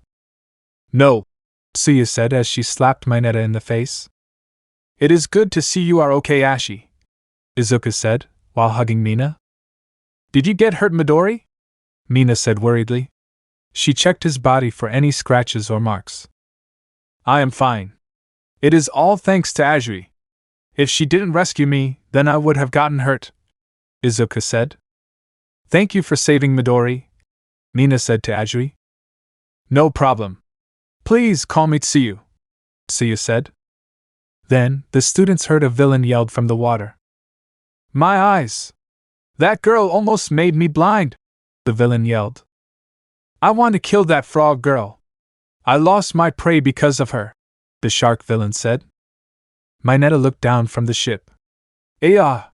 We are surrounded! Mineta yelled. What are we going to do? There is only one way out of this, Izuku said. Mina smiled and prepared to use her acid. Tsuyu got out her tongue, and Mineta quivered in fear.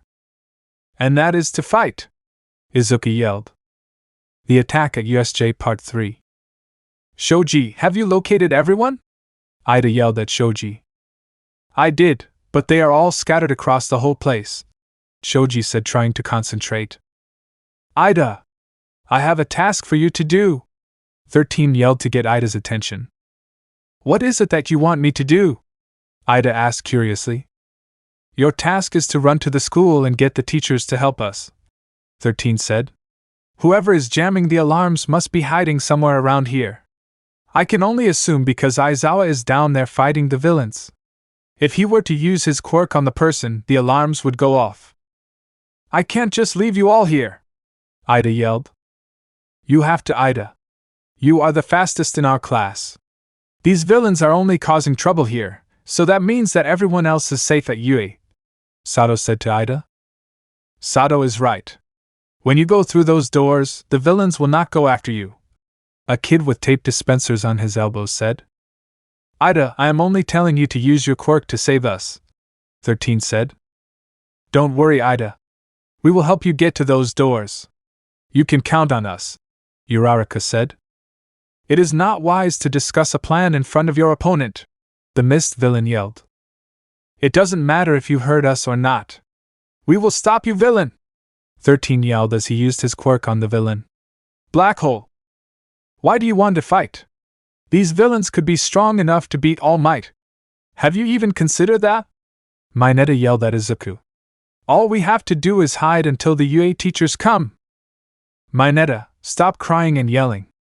Midori is trying to think of something to get us out of this situation, Mina said to calm down Mineta. Everyone then looked at Izuku to see what he was thinking of. Izuku got a little nervous, but then he released about one thing. I figured it out, Izuku yelled. What is it? Tsuyu said. As you can see, all the villains surrounding us have some kind quirks that are useful in water. So that means their leader only knows about what the locations are at USJ, Izuku said. That makes sense, Mina said. The only thing is that Tsuyu got warped here at the flood zone, Izuku said. That means that the villains do not know about our quirks. If they knew about my quirk, then I would have been teleported to the fire zone, Tsuyu said, pointing to a city that was on fire. Their strategy was to scatter us without knowing our quirks, Mina said. Exactly, so we can use that to our advantage, Izuku said to Mina. If we are going to get to know each other more, let's talk about our quirks, Tsuyu said. I can jump high like a frog. I can stick to walls and climb on them. I have tongue that stretched to 20 meters. I can also use my stomach fluids to clean my tongue. The last thing I can do is secrete a poisonous fluid that only stings a bit. Secrete, Mineta said. Everyone just ignored Mineta being weird and talked about their quirks. I have strength enhancement, but when I use my quirk, it messes up my body. I will only use it as a last resort, Izuku said. I have seen it happen. For me, I can shoot acid out of my body. I can also control its stickiness and acidity, Mina said. That is a great quirk, Izuku said. Thanks, Midori, Mina said, smiling. The balls on head can stick to anything, but they do not stick to me. I will just bounce off of them. Whenever I pull one off my head, a new one will grow back instantly. When I pull too many off, my head will start to bleed, Mineta said. Everyone sat and looked at Mineta silently for a few seconds. Stop looking at me like that. This is why I said that we should wait until help arrives, Mineta yelled and cried. Mineta, it is a good quirk. We will figure out something on how to use it, Izuku yelled to calm Mineta. Suddenly, the boat split into two and was beginning to sink. I am tired of waiting. Once that boat sinks, we will attack those kids, a villain yelled. Mina accidentally slipped and almost slid down into the water. Ashi! Izuku yelled. Mina used her quirk in time to create a handhold on the floorboard before she went in the water. I am fine, Midori! Mina yelled. Mina tried her best to climb back to the group. Man, I need to work on climbing with my quirk, Mina said. What are we going to do? Tsuyu said. Mineta soon threw a bunch of balls into the water, while screaming like a little kid. Why did you do that?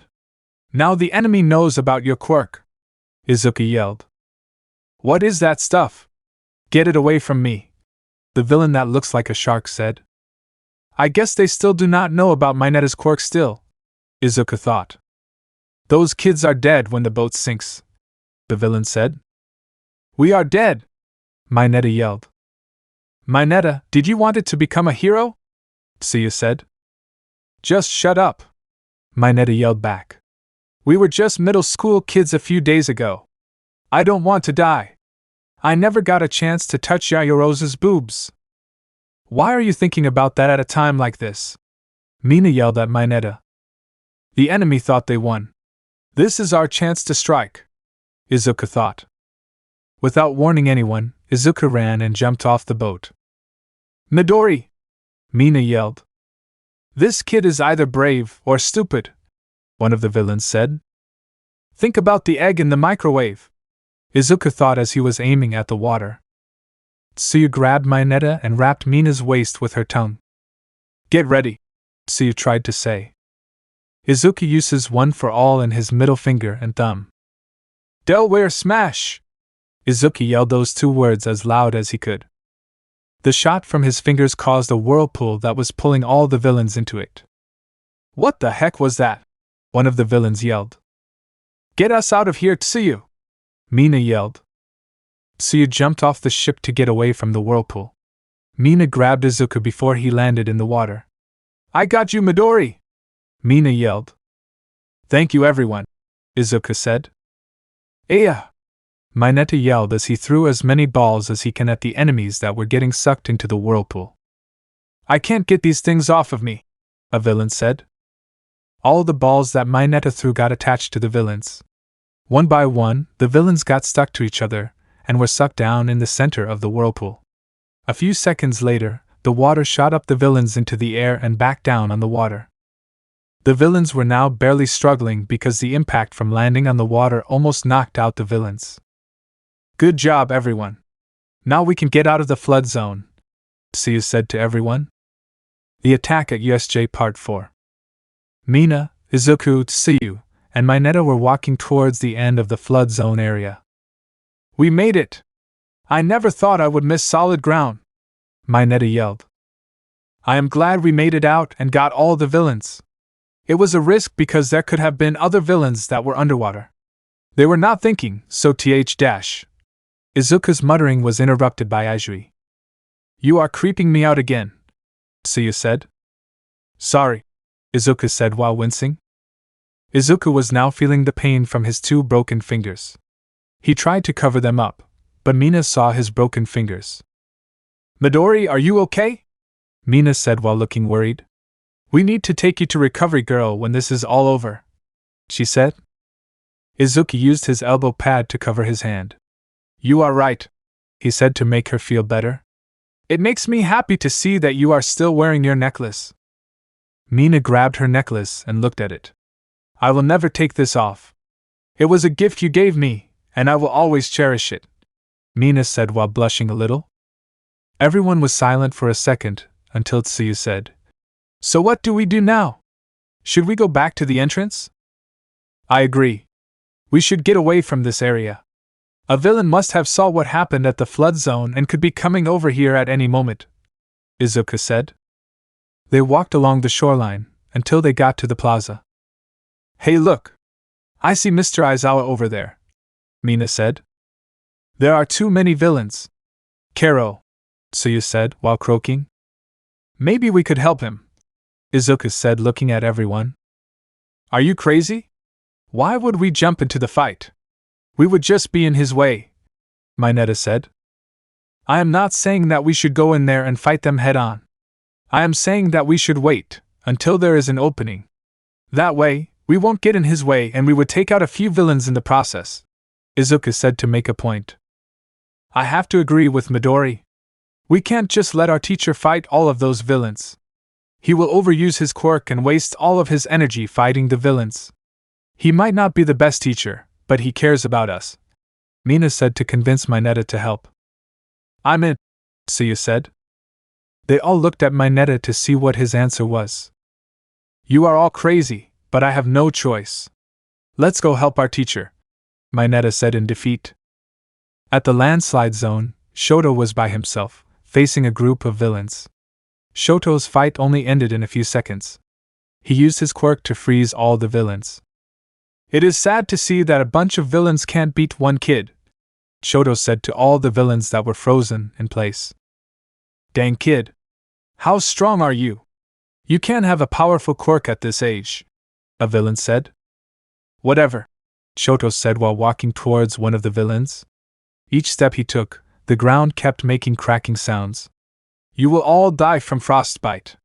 I don't want that to happen, since I am trying to become a hero. Tell me your plan on killing Almight, so that you all won't die from a painful death. At the mountain zone, Momo and 2 other students were surrounded by villains in all directions. A huge villain tried to punch one of the students, but the kid dodged it and is running away.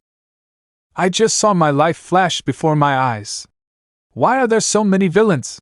A kid with yellow hair yelled in terror. Well, why don't you use your quirk and help us fight? The girl with purple hair yelled. You were my partner in battle training. Jairu, were you not paying attention to what I said? The boy with yellow hair yelled at Jairu. Jairu's hero costume is a black leather jacket that she wears over a salmon-colored shirt with rips on the hem and collar. She wears white fingerless gloves. She also wears black pants and has a stereo on each of her legs that she uses to plug her earphone jacks in. She wears a black choker on her neck and has a triangle-shaped red paint under each of her eyes. I can cover myself in electricity. When I release it, I cannot control my electricity. I won't able to help, so I am counting on you girls to help me here. Also, can I have a weapon? The boy with yellow hair said with a thumbs up. You want a weapon that badly? Jaira said with an angered voice. Yeah? The boy questioned until he saw her anger. Jaira kicked the boy at a villain. You're the weapon! Be a human taser Kaminari! I changed my mind! I don't want a weapon! Kaminari screamed. When Denki used his quirk, a villain was covered in electricity. Denki's hero costume is a black jacket with a white lightning pattern that is across the back of the jacket. Under the jacket, he wears a white shirt. He also wears black pants with lines that run down his legs. There is a square-shaped earphone with an antenna that sticks out at the top, which he wears on his right ear. Would you look at that, I am stronger than I thought I was. Don't worry, ladies, you can count on me to help, Denki said while winking. My hero, Jaira said with sarcasm in her voice, while rolling her eyes. 2 villains from different directions were attacking Denki. One villain had 2 knives and jumped in the air on one side, and a villain who can stretch his arms on the other side. Focus on the fight and not on the girls, you brat! A villain yelled while swinging a boulder that his hand was in. The villain was about to hit Denki in the face, but Jaira connected her earphone jacks in her leg stereos and made a sound wave that broke the boulder. The villain punched Denki with just his fist and was getting electrocuted. The villain in the air got trapped in a net that Momo made and fell on the ground next to Denki. Can you 2 stop arguing? Momo yelled. Jaira blocked a sword with a machete that Momo made for her to use.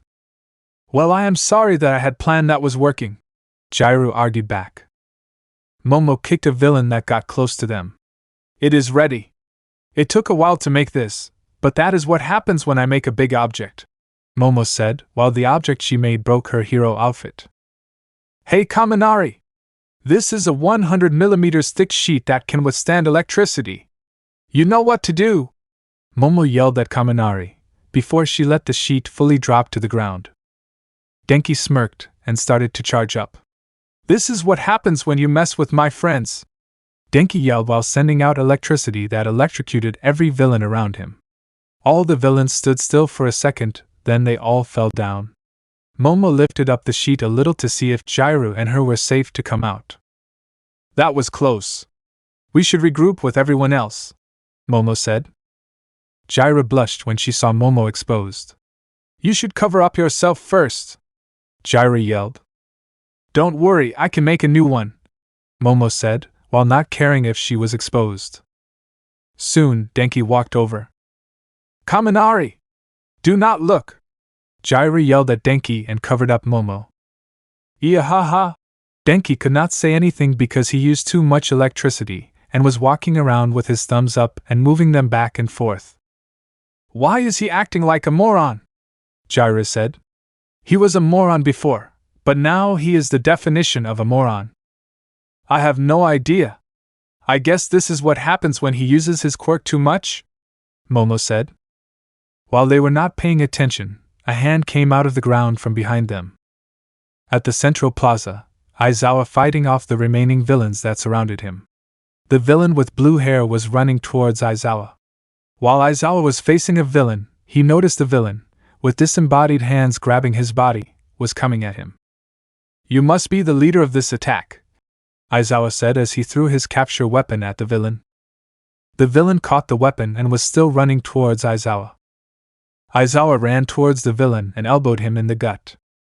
"It is easy to predict a person, once you watch how they fight for a few minutes," the villain said. "Every time you use that quirk of yours, the duration of your quirks is less." Aizawa saw that the villain has grabbed his elbow. He wasn't shocked that the villain has predicted his move.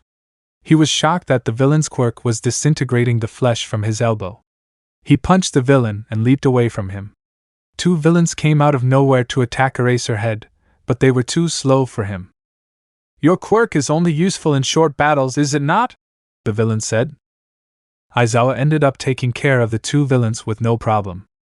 "Instead, you jump into the fight to protect some kids," the villain kept on talking. "You are way cooler than I thought you were." A villain managed to get behind Aizawa. Once Aizawa looked behind him, it was too late.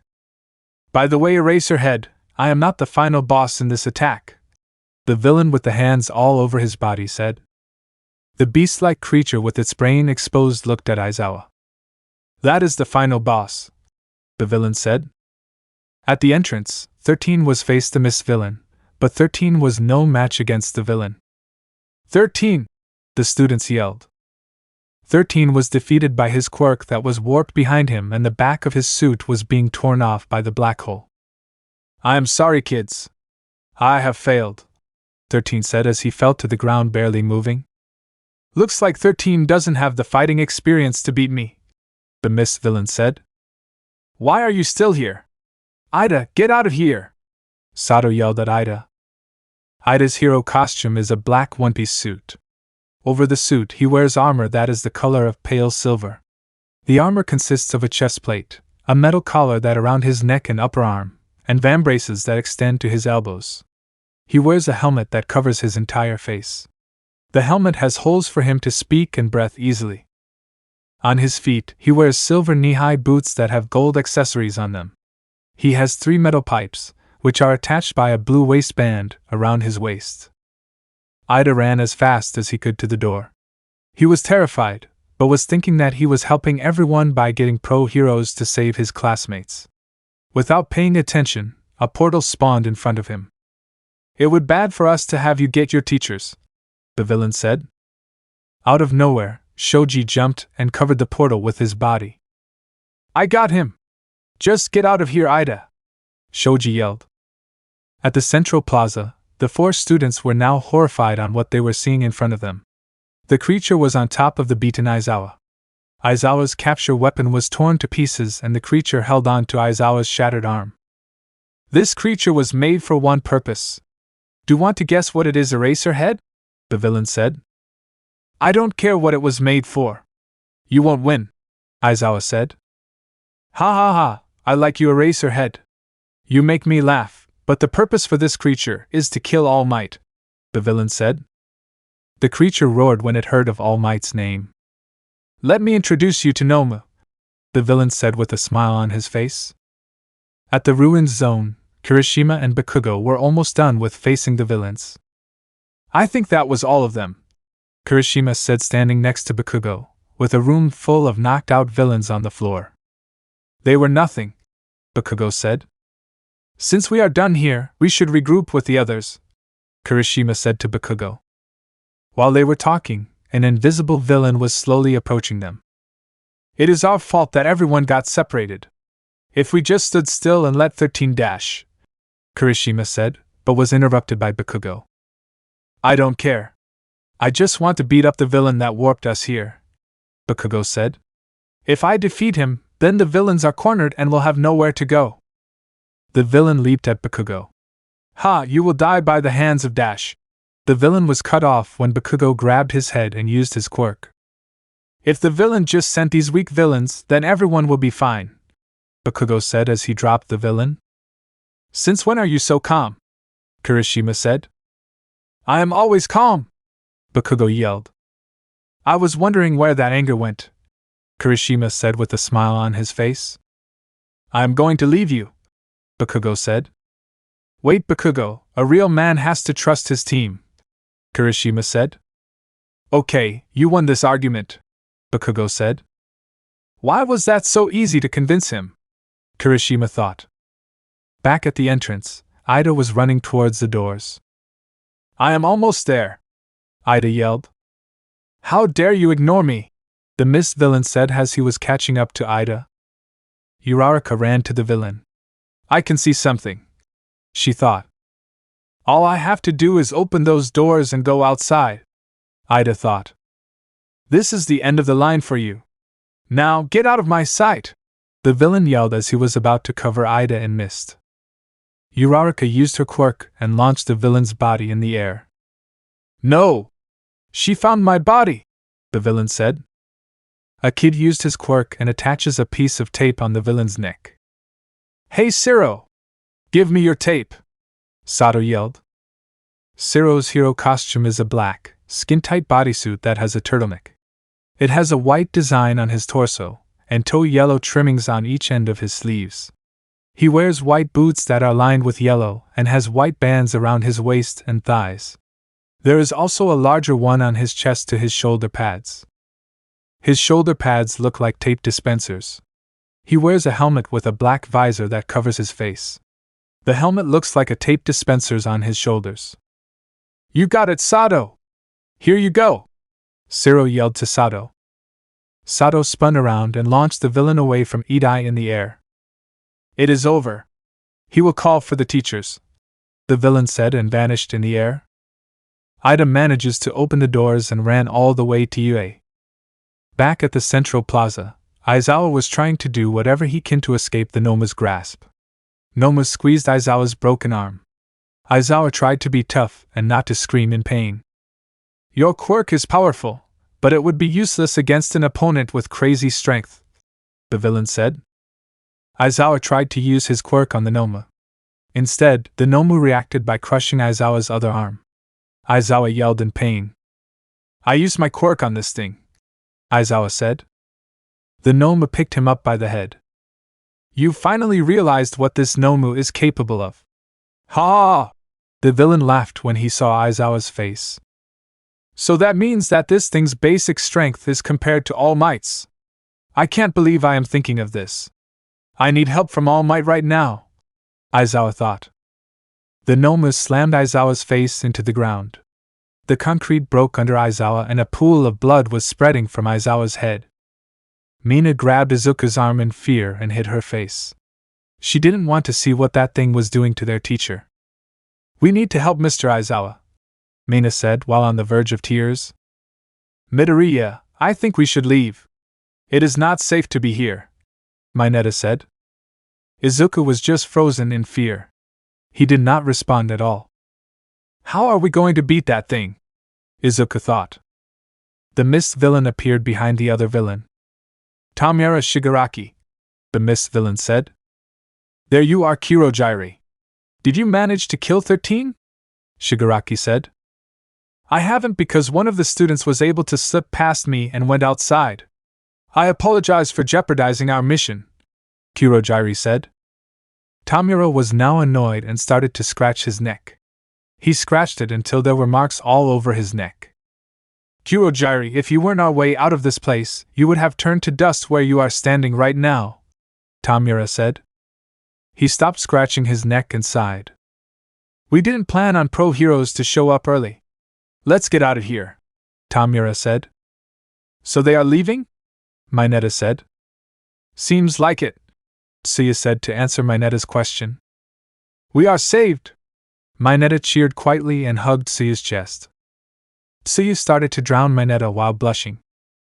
I don't think we are safe. Besides Mineta being here, Tsuyu said. Mina nodded and tried to get Midoriya to move. Before we leave, let's kill a few kids, Tamura said while pointing at the students. Everyone stopped and were trying to figure out if they heard the villain right. Tamura was right in front of everyone in an instant. He reached over to Tsuyu's face. Izuku was thinking of Tsuyu being disintegrated in front of him. Once Tamura's fingers touched Tsuyu's face, nothing happened. Tsuyu was shocked. Ah man, I didn't drown Mineta, Tsuyu said. Tamura sighs. You are really cool, Eraserhead, he said without looking at him. Aizawa was fighting the urge to blink, so that he could save his students from the villain. His face was smashed again by Nomu. Izuku jumped out of the water and used one for all on the villain. Get away from Ajiri! Izuku yelled. Shigaraki looked at Izuku and said, Nomu! Smash! Izuku yelled and a bunch of wind and dust covered the villain. Izuku looked at his arm. My arm is not broken. How is that possible? Izuku thought. Izuku's question was answered when the dust revealed a Nomu standing in front of Izuku. How did he get here so quickly? Why did my attack not do anything? Izuku thought. Everyone was now scared when they saw that Izuku's quirk did not do anything to the creature. That is a nice quirk you have, kid. I bet you are a fan of Almight. I could tell because of the way you said smash. Tamura said. It doesn't matter anymore. Nomu, kill the kid however you want. The Nomu grabbed Izuku by the chest and lifted him in the air. The Nomu squeezed Izuku's body with one hand. Izuku screamed in pain when the Nomu was breaking his ribs. Mina clenched her fists and jumped out of the water. She made the strongest acid she ever made and prepared to throw the acid. The acid was burning Mina's hand, but she was more focused on saving her boyfriend. Leave him alone! Mina screamed to the top of her lungs and used her quirk on the Nomu's arm. The Nomu screeched in pain and let go of Izuku. The Nomu's arm fell to the ground. Blood pouring out of the arm and was spreading everywhere. The Nomu was looking at its arm on the ground, and then looked at Mina. What did you just do? Tamura yelled with some venom in his voice. The front doors went flying off and everyone looked to see what was happening at the entrance. A series of footsteps echoed the entire building. Some people wept, and some people cheered at the entrance. The smoke cleared the area to reveal All Might standing at the top of the stairs for everyone to see him. Fear not, students! For I am here! All Might's voice boomed throughout the room. Instead of his heroic smile that would represent hope to people, it was replaced by pure anger. All Might is here! We are all saved! Mineta yelled. Mina grabbed Izuku and helped him stand up. I got you, Midori. Let's get out of here, Mina said. It took him long enough.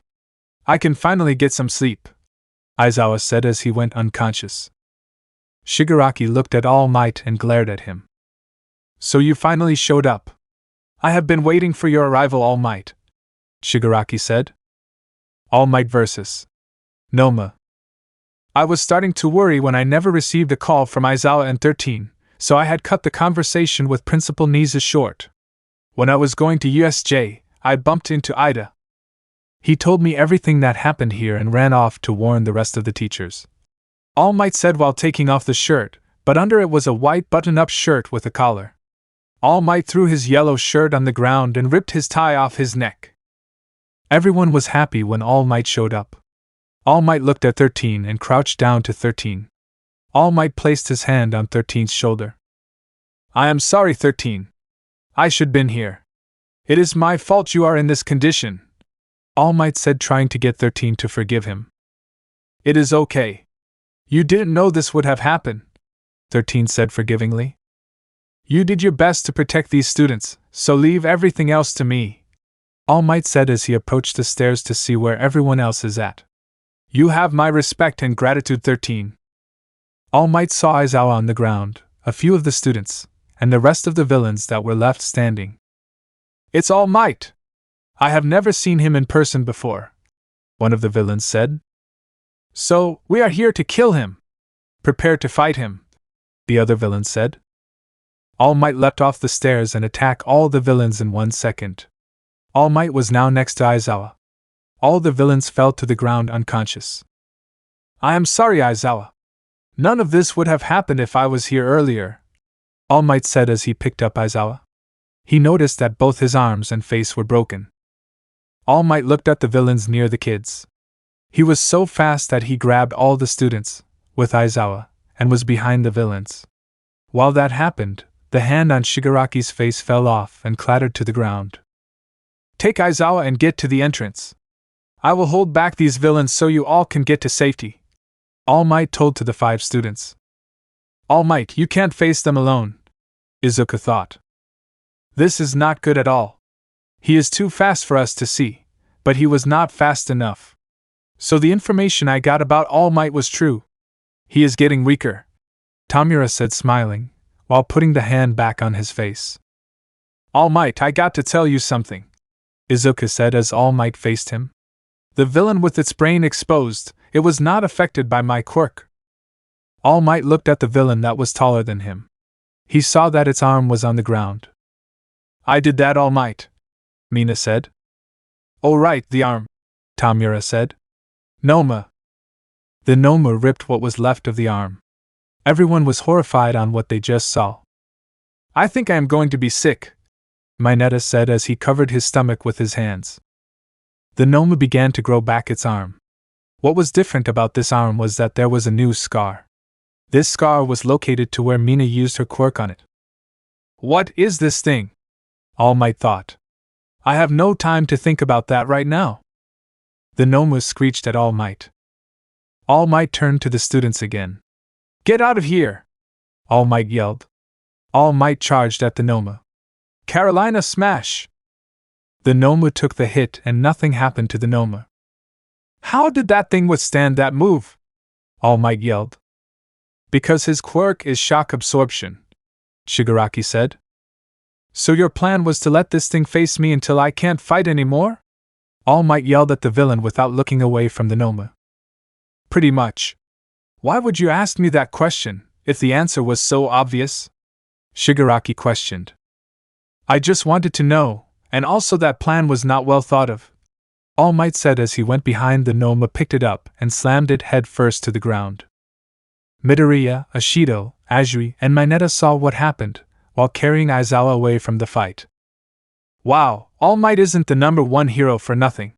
He can take those villains down easy, Mineta said. Yeah. Too bad he still has to use notes to teach us, Azui said. Man, I didn't think anyone can insult All Might like that, Mina said to Azui. I usually say what is on my mind. I wasn't trying to insult All Might, Karo, Azui said. Everyone doesn't know about All Might's secret, except for me. All Might has to be at his limit, since he was not here earlier. Also, 13 held up 3 fingers. Each finger represents a crime he has stopped. Even if we do help him with the villains, we would only slow him down, Izuku thought to himself. Are you okay, Midori? Mina said to Izuku. Izuku looked at her and said, Yeah, I just worried about All Might. Don't worry, All Might is going to be fine. He always stopped villains and saved the day, Mina said to cheer up Izuku. She gave him a small smile, just in case what she said didn't work. Her smile always made Izuku smile. I guess you are right, Izuku said as he looked back. When he saw what he was looking at, he froze in place. Midori, what is it? Mina said. Izuku didn't say anything. He answered Mina's question by pointing. Mina saw what Izuku was looking at and made her eyes widen in shock. I hate it when villains play dirty in fights, All Might said as he was holding back the pain. All was still holding the Nomu, but the Nomu was in a portal. The lower part was in the air, sticking out of a portal, while the upper half out of a portal that was under All Might. The Nomu squeezed All Might's weak spot and wouldn't let go.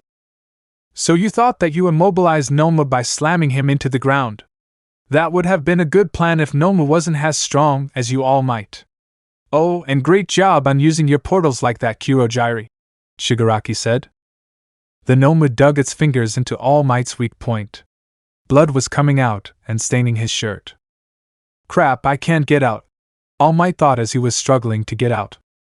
I don't want blood in my portals, but if it is yours then I would be glad to have them in my gates, Kurogiri said.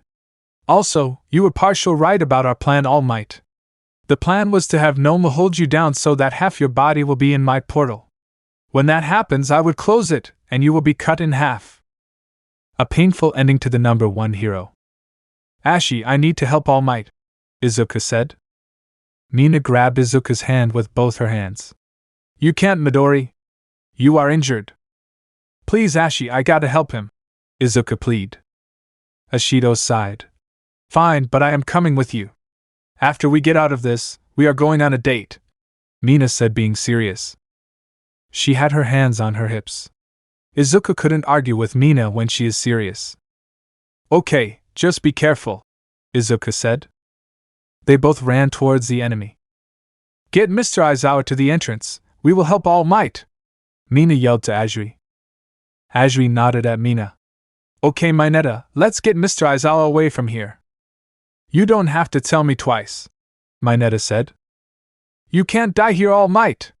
You still have to teach me on how to use one for all, Izuku thought to himself.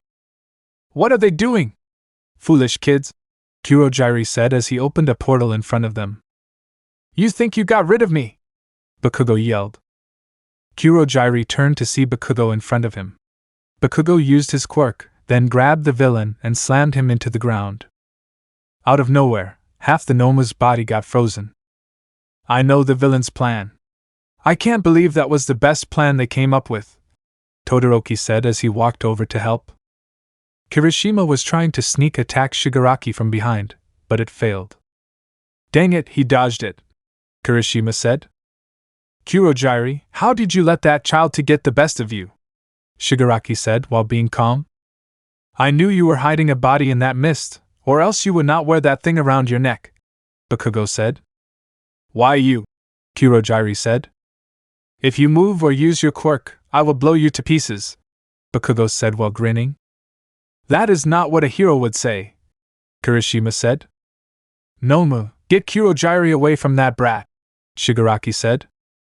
The Nomu go out of the portal, but it lost its arm and leg when the ice broke. Everyone get back! All Might yelled. The Nomu began to regrow its limbs again. While the Nomu was regenerating, Mina used her acid on the Nomu. The Nomu dodged and regenerated completely. It went after Bakugo. All Might responded quickly and pushed Bakugo away from it. The Nomu punched All Might and sent him flying at a wall. All Might was still standing, since he used his arms as a shield to block the punch. Why would you go all out on a kid? All Might yelled. He had our only way out on the ground. How else was I supposed to do? Shigaraki said. It is 6 against 3. I say that we should help All Might, Todoroki said. All Might blocked them from going any further. No, I want everyone to get away from here, All Might said. You wouldn't be up and moving when I froze that villain, Todoroki said. All Might, you can't face them all by yourself, Izuku yelled.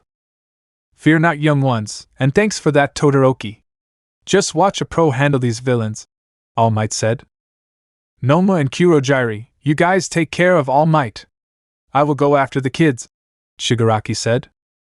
The villains began to charge. Looks like we will fight everyone, Kirishima said. All Might began to charge at the Nomu. They both raised their fists and slammed their fists together. A gust of wind pushed everyone back.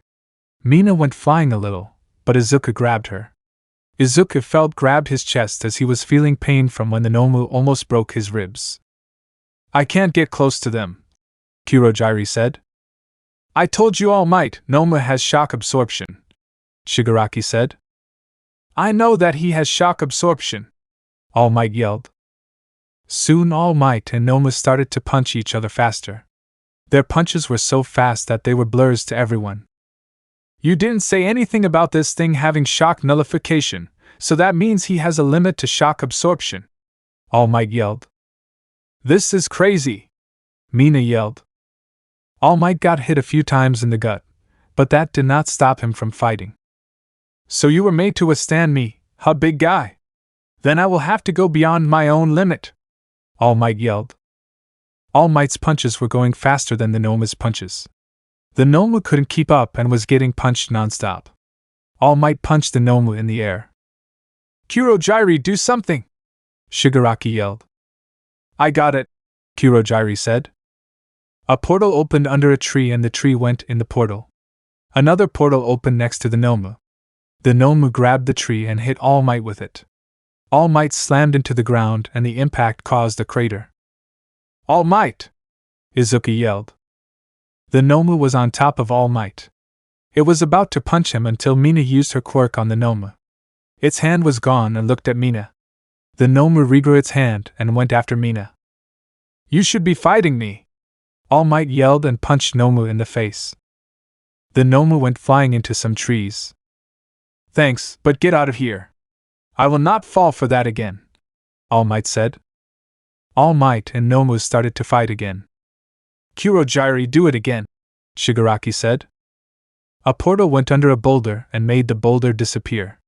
Another portal opened above All Might, and the boulder was falling. All Might dodged the boulder and grabbed it. He threw it at the villains, but they dodged before the boulder could hit them. That will buy me enough time, All Might said as he went back to fighting Nomu. All Might punched Nomu in the face. They should have trained you how to block and think, All Might said to the Nomu. All Might jumped in the air. He used his left hand and punched the Nomu straight into the ground, making a crater. The Nomu bounced off the ground by a few feet. All Might landed next to it. They never taught you what these words really mean, so I will show you, All Might said. Go beyond, All Might said as he formed a fist with his hand. There was steam coming out his hand and All Might was giving whatever he had left into that punch. Plus Ultra! All Might yelled as he punched the Nomu in the gut. The Nomu was sent flying. Its mouth was broken when it went through the roof and into the sky. All Might began to breathe heavily. I guess I am getting weak. That took exactly 300 punches to defeat him, All Might said with a smile on his face, while clenching his right fist. Whoa, did everyone just see what he did to that guy? Kirishima said. Izuku went up to Mina. That was brave of you, Izuku said. Thanks. I was the closest, so I had to do something, Mina said smiling. This is not how it was supposed to happen, Shigaraki yelled as he scratched his neck. Shigaraki glared at All Might. All Might cheated, he said. The end of the attack. Put your hands in the air, or the boy gets it, a villain yelled as he grabbed Denki. Kaminari! Momo yelled. This is great. He took Kaminari while we dropped our guard, Jiraiya said. I don't want to kill a fellow electric user, but I will if anyone tries something funny, the villain said as he used his quirk close to Denki. That has to be the person who is jamming the alarms and communications, Momo said. You know, electric quirk users are useful, Jiraiya said. What are you saying, Jiraiya? Momo said. She then realized that Jiraiya was using her earphone jack to plug it in the stereo on one of her legs. When you think about it, there are so many ways that your quirk can be useful. Why would you be a villain if you can have a job that could pay a lot for someone like you? Jiraiya said as she was about to plug in the earphone jack. You think I would fall for that trick? The villain yelled as he began to use his quirk. Looks like that plan backfired, Jiraiya said. Nice try though, Momo said. Enough! If you want this kid to live, then you better do what I say, the villain yelled. How did this happen? They told me that All Might weak. So how did he defeat Nomu? Shigaraki yelled. Where was all that courage you had, villain? Are you all bark but no bite? All Might said. He made the most serious face he gave to anyone. Shigaraki started to shudder from it. No one knows that All Might is bluffing. Even though it is hidden, the steam is coming out of him. That would mean that his time is up, Izuku thought. Come on. Take the bait, All Might thought. Nomu couldn't stop him. If he was still here, he would have finished All Might, Shigaraki said while he was panicking. Shigaraki, calm down. Look closer, Nomu has weakened All Might. We still have a chance to kill All Might, Kurogyri said to Shigaraki. You are right. Nomu did its job. Now we have to finish our job, Shigaraki said. Kurogyri and Shigaraki ran towards All Might. We have to go Midoriya, All Might can handle them, Todoroki said. There was no response from Midoriya. Midoriya? Kirishima yelled when he looked behind him. Izuku used one for all on his legs. Both of his legs broke and he was already next to the enemy. I am not going to let you touch All Might, yelled Izuku. Izuku aimed for the mist villain. This kid is getting in the way, Shigaraki thought. He plunged his hand in Kurogiri. Shigaraki's hand teleported next to Izuku's face. You will not escape this time, brat! Shigaraki yelled. Bang! Out of nowhere, a bullet hit Shigaraki's hand. Aff! Shigaraki yelled. Who shot me? That was a close one, a man said. That was a nice shot, Snipe, the woman said. Here is a better one for you to see, Snipe said as he pointed his gun at a direction, without looking where he was aiming. He shot 3 bullets from his gun he made by himself. Bang! Bang! Bang! The 3 bullets were heading towards the mountain area. What was that noise? The villain said. The 2 bullets hit the villain in both arms and one hit him in the leg.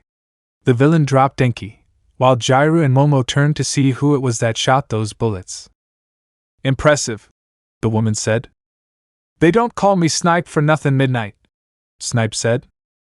Looks like we made it in time, Niza said. Ida! Uraraka yelled. Don't worry, everyone. Your class president has brought reinforcements, Ida yelled. Dang, the pros are here. Let's get out of here, a villain yelled. Snipe pointed his gun at the villains.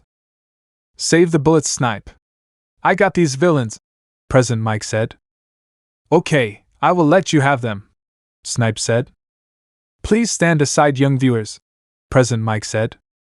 He took a deep breath. Aizawa! President Mike yelled. He made a sound wave from the stereos on his neck to the villains running away. My ears! One of the villains yelled. All the villains tried to cover their ears, but it didn't work. One by one, all the villains collapsed. We better get out of here, Kurogiri, Shigaraki said.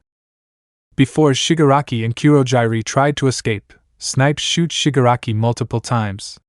None of the shoots were fatal, but they were able to immobilize Shigaraki. Kurogiri protected Shigaraki and began to teleport.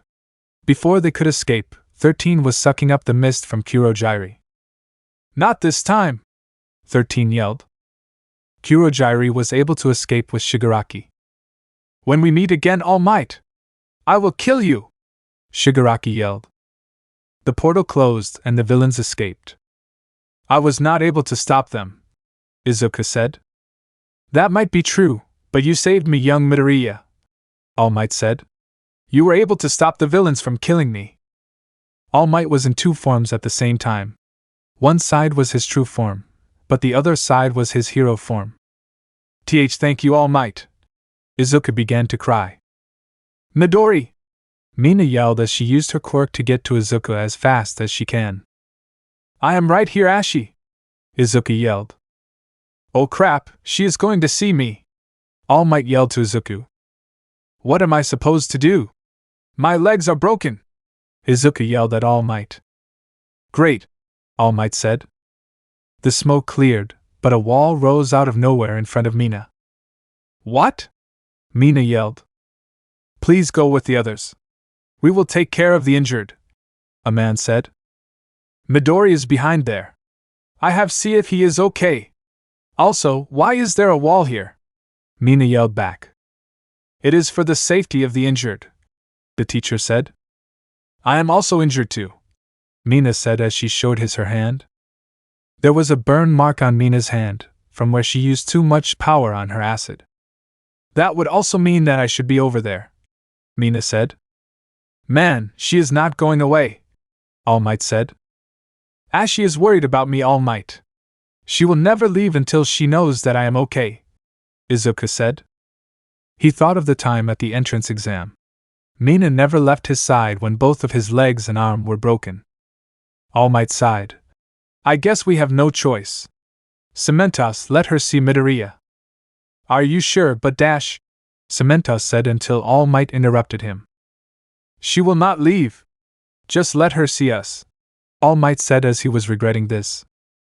As you wish, Cementos said. Thank you, Mina said. Just a heads up.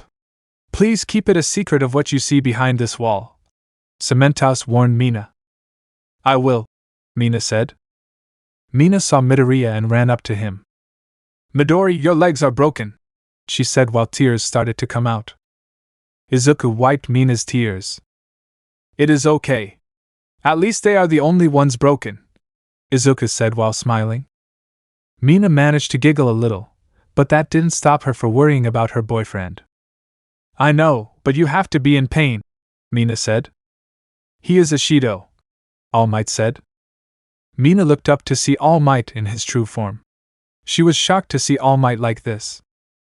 "Almight," Mina said in horror. "It is me," Almight said. "How?" Mina said. "We will talk about this at the nurse's office," Almight said. "Revealing our secret." A portal opened in an abandoned building with a secret underground bar. Shigaraki fell out of the portal with blood coming out from his arms and legs. "I got shot from both arms and legs. We were not strong enough to kill the symbol of peace. What is so funny is that All Might is in perfect health." "You were so wrong, Master," Shigaraki said as he was laying on the floor. "Calm yourself, Shigaraki. We just underestimated our enemy. Every plan does not always work, Shigaraki," a voice said on the TV. "Where is our Nomu?" another voice said. "He was blown away into the sky. We had to escape without him. Even if we tried to find him, we would run into cops. We couldn't risk jeopardizing what is left of the League of Villains," Kurojiri said. "After all that time it took to tame and make Nomu that strong," a voice said on the TV. "It is a shame, but we can always make another to replace Nomu," the master said. "That reminds me. There was this kid that seemed to be fast as All Might. If he didn't get in our way, we would have killed our enemy," Shigaraki said. "Interesting. At least this attack wasn't a total disaster," the master said. "Why is that?" Shigaraki said. "We now have information that we did not know before, and we can learn from this mistake. We have to wait. When the time comes, you will be able to kill the symbol of peace, Shigaraki," the master said. The TV turned off, leaving Tamura with Kurojiri. "That seems to be everyone, except for the kid with the messed up legs and a girl with some kind of burn mark on her hand," a man said. "I heard that you were the only one that was all by himself, Ojiro. I guess you were at the fire zone." "That was amazing," Hagakure said. "It does, but I just hid and hit the enemies. It can't be that impressive." "Where were you?" Ojiro said. "I was with Todoroki. He was amazing at defeating all those villains," Hagakure said. "I could have frozen her without even realizing it," Todoroki thought. "How is Mr. Aizawa doing?" Tsuya asked the detective. "Not good. The bones in both his arms were destroyed, but they are able to heal them, but his eyes were smashed in and they look dried. He may not be able to see, but we will have to wait and see," the detective said. "Per Mr. Aizawa," Mineta said. 13 only has lacerations on his back and arms, but he will recover. It was hard on move him in the condition he was in," the detective said. "What about Midoriya and Ashido?" Ida said worryingly. "They are in the nurse's office. I actually need to be there. Sansa, you are in charge while I am gone," the detective said. "Yes, sir," Sansa said. "An officer that is a cat, how cute," Uraraka thought. "Before you leave, Detective Tsukachi, there is something you need to look at," an officer said. "What is it?" Tsukachi said. They were now looking at the Nomu that All Might defeated. "He was wandering around 400 meters from here. He didn't harm any of the cops, but doesn't respond to any of our questions," the officer said. "We will have to interrogate him, but I need to be somewhere," Tsukachi said. "Yes, sir," the officer said. "I won't scold at the two of you. No one would have known that was going to happen," Recovery Girl said as she wrapped up Mina's hand. "Thanks, Recovery Girl. May I be with Midori?" Mina said. "Ah, young love. I remember those days. I will allow it, just don't hurt him," Recovery Girl said.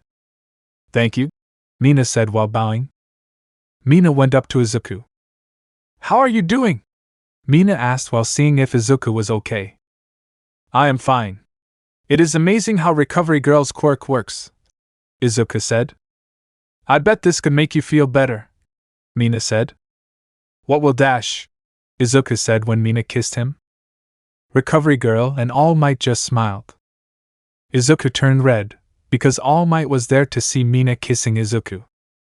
Mina separated the kiss and whispered into Izuku's ear. Don't forget about our date, Mina whispered. I won't, Ashi, Izuku said. Sakachi walked in the room. I hope I am not interrupting something, Sakachi said. All Might! This person is okay seeing you like this? Izuku yelled. He is a good friend of mine. Meet Naomaset Sakachi. He works for the police force, All Might said. Thanks for the introduction, Sakachi said. How are the students, Eraserhead, and 13 doing? All Might asked. The students are all okay. Also, the two heroes are going to be okay, Sakachi said. That is good to hear, All Might said. If you three heroes didn't protect those kids, they wouldn't have made it out of there unharmed, Sakachi said. You got one thing wrong, my friend. Those kids also risked their lives to help us too, All Might said. All Might turned towards the two students and gave them a thumbs up. Izuku returned it with a smile, while Mina gave a thumbs up. Ashido, are you ready for the secret? All Might said. Mina looked at Izuku. I am, Mina said. Okay. Whatever I tell you will not leave this room, All Might said with a serious face. I will keep this secret until the day I die, Mina said while looking at All Might with her serious face. All Might nodded. He took the bandages to show Mina the horrific scar on his chest. Mina's eyes widened. Izuku grabbed her hand to ease her. I got this from fighting a villain almost several years ago. This fight was kept away from the public. The villain's quirk is called All for One. I defeated that villain, but I am afraid that he is back to finish me, All Might said. He looked at Mina to see if she was still with them. Please continue, Mina said. I only became a teacher in UA to see who was worth of my quirk. The name of my quirk is One for All. It is a quirk that was passed down to me. I am the 8th person to have this power. You can guess who I gave that power to, All Might said. Mina looked at her boyfriend. Midori? Mina said. He gave it to me, Izuku said. Mina almost began to cry. Please don't cry, Mina. I didn't want to tell you because I wanted to keep you safe. I always felt terrible for lying to you every day. I can finally tell you the truth, Izuku said. Mina looked at Izuku. She gave him her full attention. I was quirkless. When I was a kid, I always wanted to become a hero. When the day that I knew I was quirkless, it was one of the most terrible things that has ever happened to me. I got bullied, but I never gave up on my dream of becoming a hero. Everything changed when I met All Might. He chose me to be his successor. I trained all day and night to earn his quirk. I thought that was the best thing that has ever happened to me, until I met you, Ashi, Izuku said as he began to cry a little. Mina placed her hand on Izuku's cheek. Midori, Mina said as a tear dropped from her eye. You were following your dream, even though it was hard to achieve. Thank you for telling me this. I will always support you, and I will become the best girlfriend you will ever have, Mina said, smiling. Izuku smiled at Mina. Now that you know everything, you will have to keep this secret from everyone, even your own family. Please keep it for both our lives, All Might said. I will do anything to keep Midori safe, Mina said. All Might smiled. Thank you, Ashido, All Might said. Our first date. Beep. Beep. Beep. Beep. The alarm clock went off in Izuku's room. Izuku woke up and turned off the alarm clock. Izuku begins his morning by making breakfast for himself. Then he brushes his teeth and puts on some training clothes. He would jog around the city in the morning because the streets were less crowded. After that, he takes a shower and dries himself off. He would then make breakfast for his mom, until she gets up. The door to Inko's room opened and Inko was barely awake. Morning, Mom, Izuku said as he poured her a cup of coffee. Morning, Izuku, Inko said as she yawned. Izuku gave his mother the cup of coffee. Thanks, Inko said. No problem, Mom. Hey Mom, is it okay if I can go on a date with my girlfriend? Izuku said. Izuku, you don't have asked me that. You can hang out with her, Inko said. Thanks, Mom. It is crazy how you did not dash. Izuku was about finished until his mother started crying. My baby boy is growing up, Inko cried. Cry, Izuku said as he finished his sentence. Izuku hugged his mother to calm her down. Ding! Izuku received a message from Mina. Hey Midori, can I come over to your place in 2 hours? I'm still getting ready for our date, Mina texted.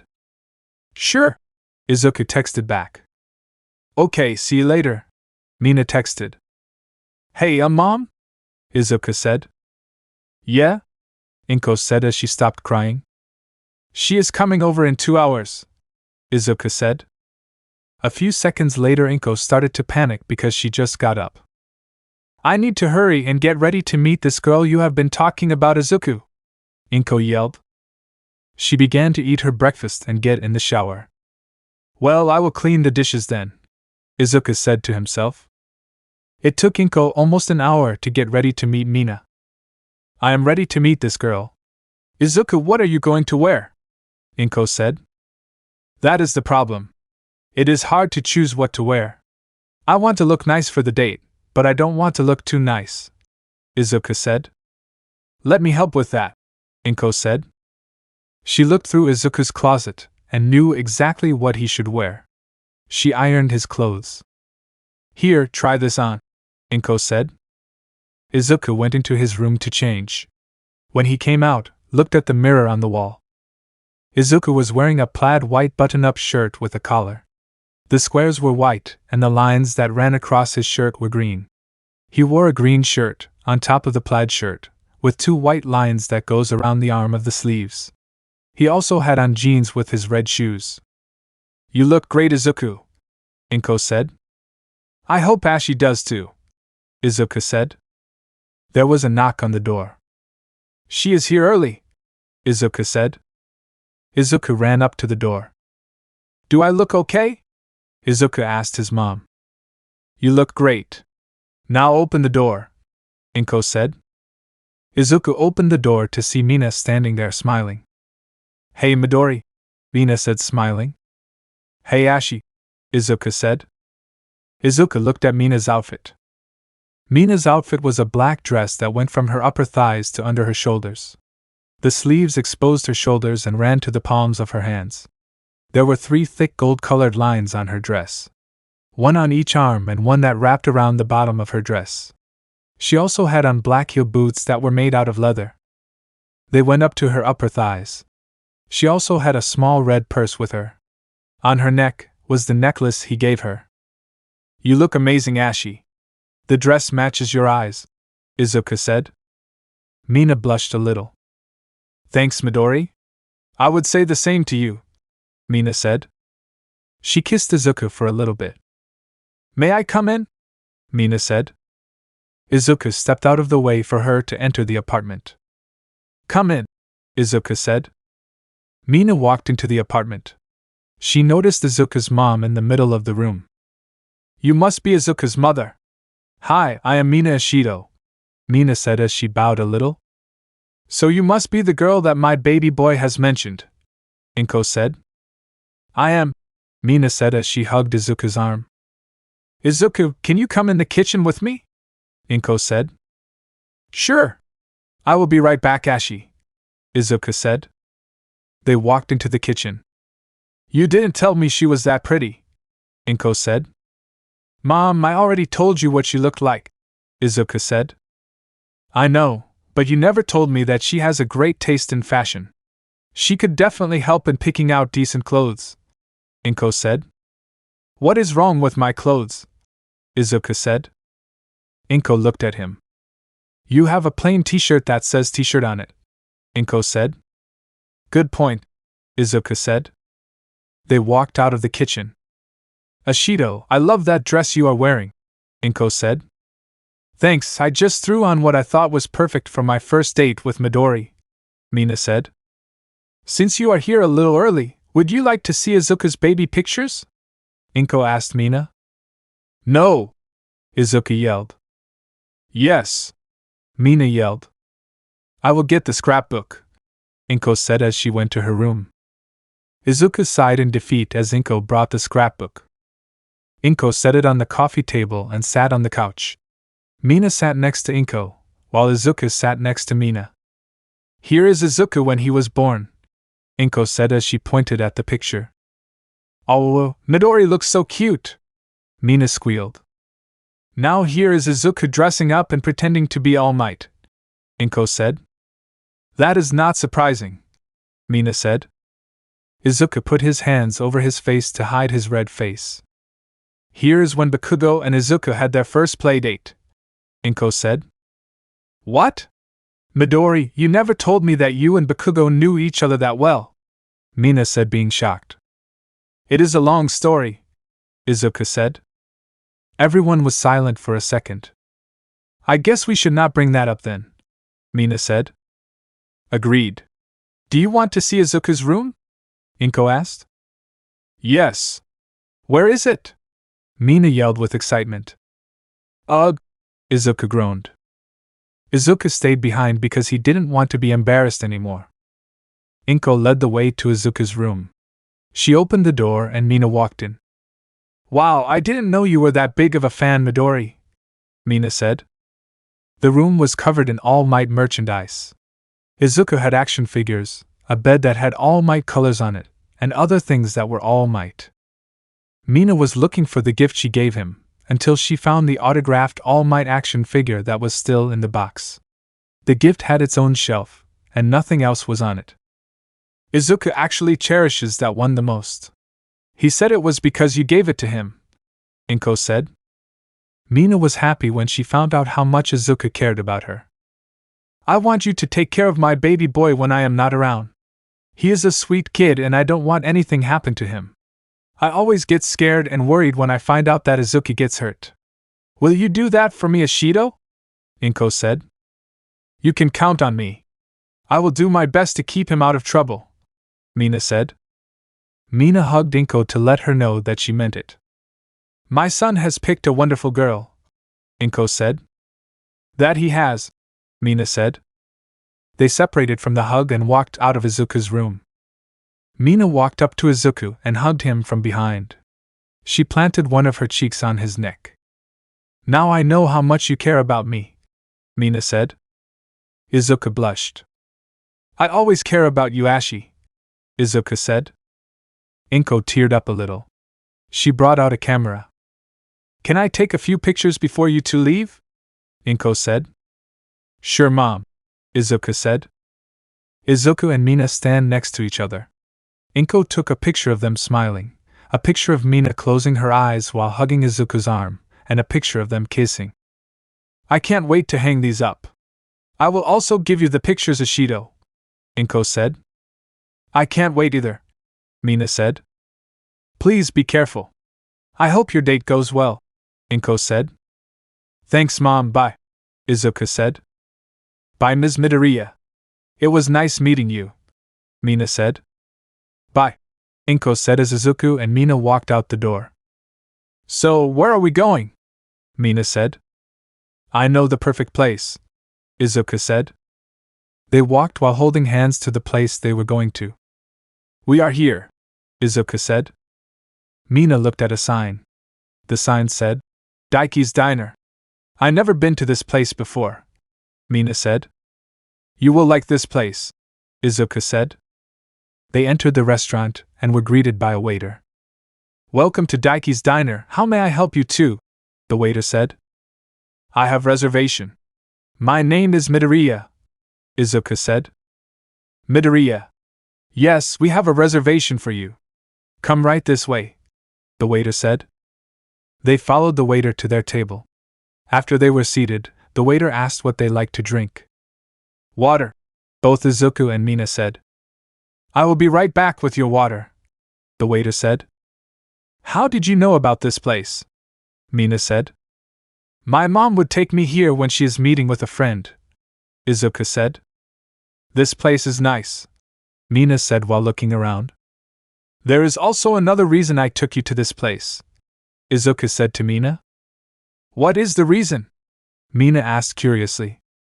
Izuku opened the menu and showed Mina a certain item on the menu. No way. I didn't know they served my favorite food. How did you know okra and natto? Mina said.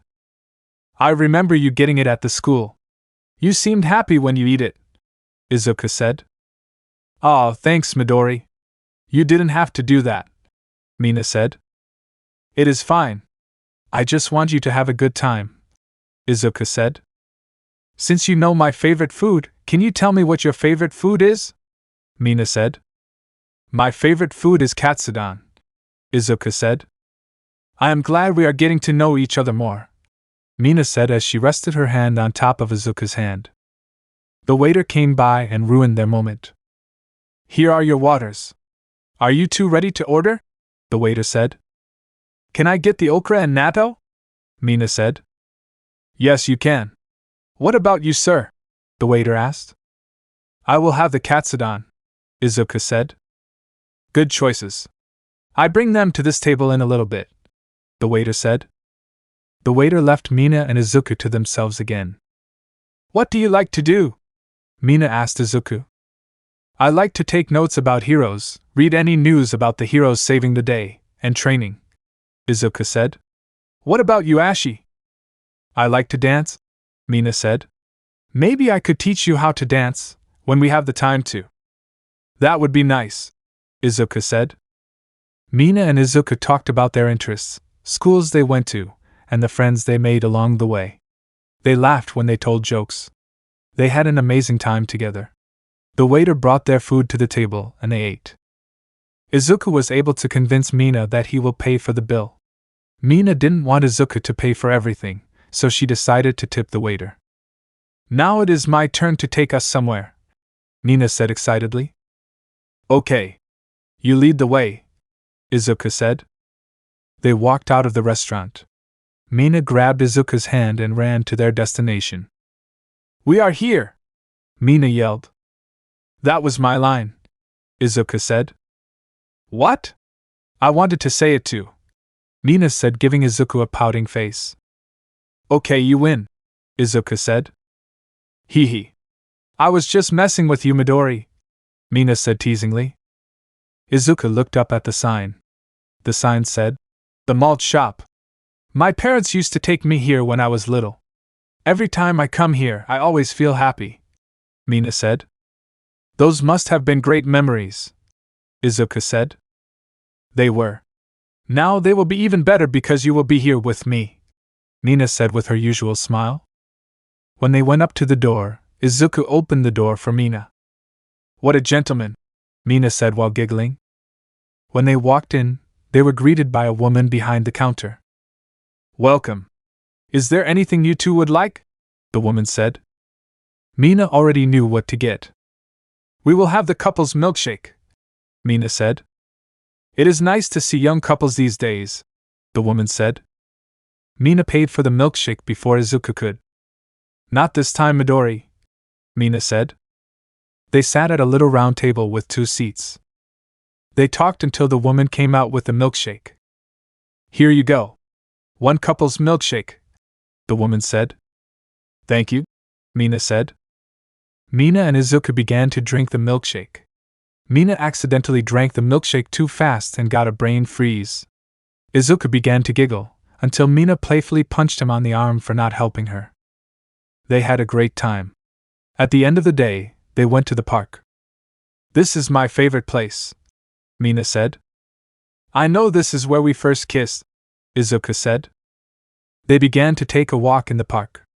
The sun was starting to set. It is getting late. We better go home, Mina said. Before we go, do you want to kiss while we are here? Izuku said. Of course, Mina said. They both kissed while the sun was setting. I had a great time with you, Midori, Mina said after they separated from the kiss. I had a wonderful time with you, Ashi, Izuku said. Would you like to take me home, Midori? Mina asked Izuku. I would love to, Izuku said. They held hands and walked out of the park. They were able to make it to Mina's house without any trouble. I want to do this again sometime, Mina said. Same, Izuku said. They were about to kiss until the door opened. In front of the door, a man was standing there. Hey, Dad, Mina said as she hugged her dad. Hey, sweetheart. Did you have a good time? The man said. I did. Midori and I had a wonderful time together. I was able to learn so much about Midori, Mina said. Izuku was shocked to see the man standing there. Mr. Leo? Izuku said. Meeting Mina's family. So we meet again, Midoriya. I see you are the guy that my little girl has been talking about, Mr. Leo said as he let go of Mina and folded his arms in front of his chest. Izuku was nervous because he would see Mr. Leo in a good mood, but he was being serious. It is nice to see you again, Mr. Leo, Izuku said as he began to stutter and shake a little. Is there a reason why you are so nervous? Mr. Leo said as he was beginning to lean closer and giving Izuku a stern look. Izuku began to become nervous. I have never seen this side of Mr. Leo before. What do I do in this type of situation? I was never prepared for this, Izuku thought. Mina slapped her dad on the shoulder. Dad, don't scare off my boyfriend, Mina said as she glared at him. Ha! I just wanted to give him a hard time, Mr. Leo said as he laughed. Can't your old man have a little fun? Not when you are scaring poor Midori, Mina said. Okay, fine. Want to come in, Midoriya? Mr. Leo said as he walked up to Midoriya and placed his hand on his shoulder. I would like to, Izuku said. Good, now get inside. It is starting to get cold, Mr. Leo said as he slapped Izuku on the back. Izuku was sent stumbling into the house. He looked around the inside the house to see what was around him. On the wall in front of him, he saw a frame that had lots of pictures of Mina and her family. As he walked closer to the pictures, he turned to his left and saw the kitchen. The kitchen was bigger than the kitchen at his apartment, but it not so big. On his right, he saw the living room. The living room had a big television on a TV stand that surrounded the TV. There were a bunch of knickknacks that were on the shelves that were in the TV stand. There were 2 couches, but one was bigger than the other, and a coffee table that were on top of a rug. There are 2 end tables that were beside the bigger couch on both sides. On the right side of the living room, there were 2 large windows with brown curtains. On the left of the living room there were stairs that went up to the 2nd floor. Next to the stairs, there was a half bath. Hey honey! Mr. Leo yelled. We got a visitor! A woman came down the stairs to see the visitor. She walked up to Izuku. As she was right in front of him, Izuku bowed a little. Hello, you must be Mina's mother. I am Izuku Midoriya, Izuku said. So this is the boy dating my daughter! She began to squeal and hugged Izuku. Mom, I already told you about him, Mina said. I know, but you didn't tell me he had good manners, the mother said. Unlike someone in this room. We both know that I am not into those traditional greetings, Mr. Leo said. You need to do something about it, the mother said. Akari, please don't bring it up to Midoriya. We don't want him to see us bickering, Mr. Leo said. You're right, Akari said. Sorry about that, Midoriya. We are usually a happy family, but we would also cause chaos in this house from time to time. It is okay. I would always with my childhood friend, so this is something I can handle, Izuku said. Akari was a little taller than Midoriya. She had brown hair that ended at her shoulders. Her eyes were the same as Midoriya's, but her irises were blue. She had the same facial features as Mina's. Akari was in her pajamas. She had on a black shirt that said light on it. She was also wearing sweatpants with slippers. Where is he? Mr. Leo said. Asa! Come meet our visitor! After a few seconds, footsteps were heard. A guy came down the stairs to see Midoriya. Asa was as tall as his mother. He had short brown hair and brown eyes. He had his father's facial features. He was wearing a black shirt with gray shorts for pajamas. Who is he? Asa asked. This is Midoriya. He is your sister's boyfriend, Mr. Leo said. Izuku bowed a little. It is nice to meet ... He looks plain, Asa said as he interrupted Izuku. Asa looked like he was bored at looking at Izuku's face for a few seconds. Asa! Mina yelled. What? I am just saying that. I am not hurting his feelings, Asa yelled back. Akari tapped Izuku's shoulder. Izuku turned and looked at her. Asa might not show it, but he cares a lot about his little sister, Akari said. Take back what you say, Mina yelled. They are always arguing with each other, but deep down they take care of each other, Akari said. I won't know anything about that, Izuku said. He is a little ... Asa yelled. Excuse me, Akari said as she went up to her children. She pulled both of their ears. I don't want any more arguing from the two of you for the rest of the night. Do I make myself clear? Akari said in a serious tone that scared Mina and Asa a little. Yes, ma'am, Mina and Asa said. She might be kind and sweet, but she can be scary when she is mad, Mr. Leo whispered in Midoriya's ear. I can see, Izuku said. Mina never tells anyone about her past. She hides it from everyone by smiling, Mr. Leo said. She never told me about her past, but I told her some of my past, Izuku said. Come with me, Mr. Leo said as he walked to the front door and opened it. Izuku followed him outside and closed the door. Midoriya, please answer this question, Mr. Leo said. Will you do anything for my little girl? Of course. I would do anything for her, Izuku said. Then protect her. I have done my best to protect my little girl. Whenever she is leaving for UA, I always worry about her. That is why I asked if you would do anything for her, Mr. Leo said. What does this have to do with her past? Izuku asked. Mr. Leo sighed. She will never forgive me for this, so please keep this from her, Mr. Leo said. You can count on me to keep it between us, Izuku said with determination. When Mina was a little girl, she didn't have the horns, the black scara, and the pink skin. She made all these friends that enjoyed to hang out with her. Whenever she got her quirk, all of her friends got scared at first. They eventually went back to being her friends. When she accidentally used her quirk, everyone started to not play with her anymore, except for her brother, Mr. Leo said. That must have been hard for her, Izuku said. It was, Mr. Leo said. Please continue, Izuku said. After a few days, when Mina accidentally used her quirk, everyone began to pick and bully on her. Asa protected her every day by fighting the kids that picked on his little sister, and then he would heal her wounds by using his healing quirk. He tried to hide it from us and told us that he would accidentally fall off a swing or play rough with some of the kids. We found out he was fighting the kids because they picked on Mina. She would cry whenever people began to pick on her. We moved to a different school and that solved the problem. Mina would get picked on, or people would just stare at her.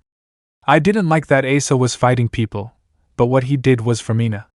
That never happened to me when I was a child, so I didn't know how Mina and Asa felt after all that, Mr. Leo said. Izuku looked at Mr. Leo and saw that a tear was rolling down his cheek. I want you to protect and make Mina happy. Don't do it for my sake, but do it for her, Mr. Leo said. Don't worry, I will do my best, Izuku said. That is good. Now I don't have to worry about my little girl dating the wrong guy, Mr. Leo said with a smile on his face. Izuku laughed a little.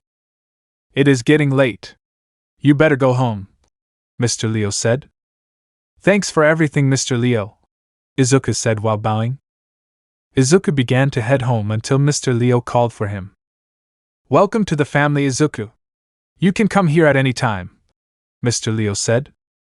Let the sports festival begin. No way! Uraraka yelled. Yeah, it was amazing.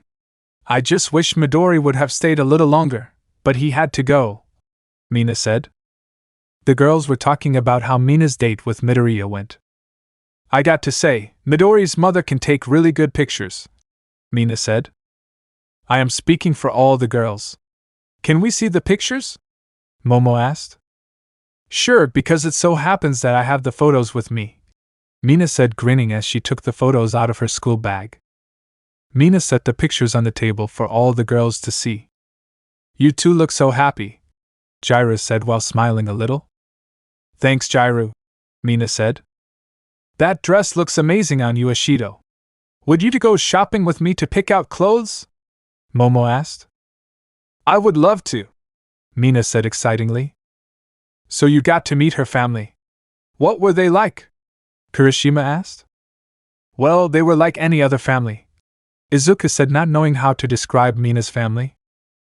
Mineta smirked at Midoriya. Did Ashido show you her pandash? Mineta was about to finish what he was saying until Siro used his tape and covered Mineta's mouth. Why did we invite him to the conversation in the first place? Siro said. Will you all just shut up about Deku and Raccoon Eyes for the rest of the day? Bakugo yelled at everyone. We will until you are nice to Midori and I, Mina yelled back. That will never happen, you pink by dash, Bakugo yelled, but he never finished what he was going to say. Seriously, we can never have a nice conversation with these two around, Siro said as he used his tape on Bakugo. Thanks, Siro, Mina said. You're welcome. Maybe we should talk about something else, Siro said. So who will teach us now? Ida said. As on cue, the door opened and Aizawa walked in the classroom with bandages that covered his arms and face. Everyone got to their seats quickly. Aizawa, shouldn't you be in the hospital? Ida said worryingly. I only came because I don't trust Almight to teach this class the right way, Aizawa said. At least you are doing well, Ida said. I also came here to warn you all about this day, Aizawa said. Everyone got a little scared. Mineta ripped the tape off his mouth and yelled, Please don't tell me we are going to face more villains!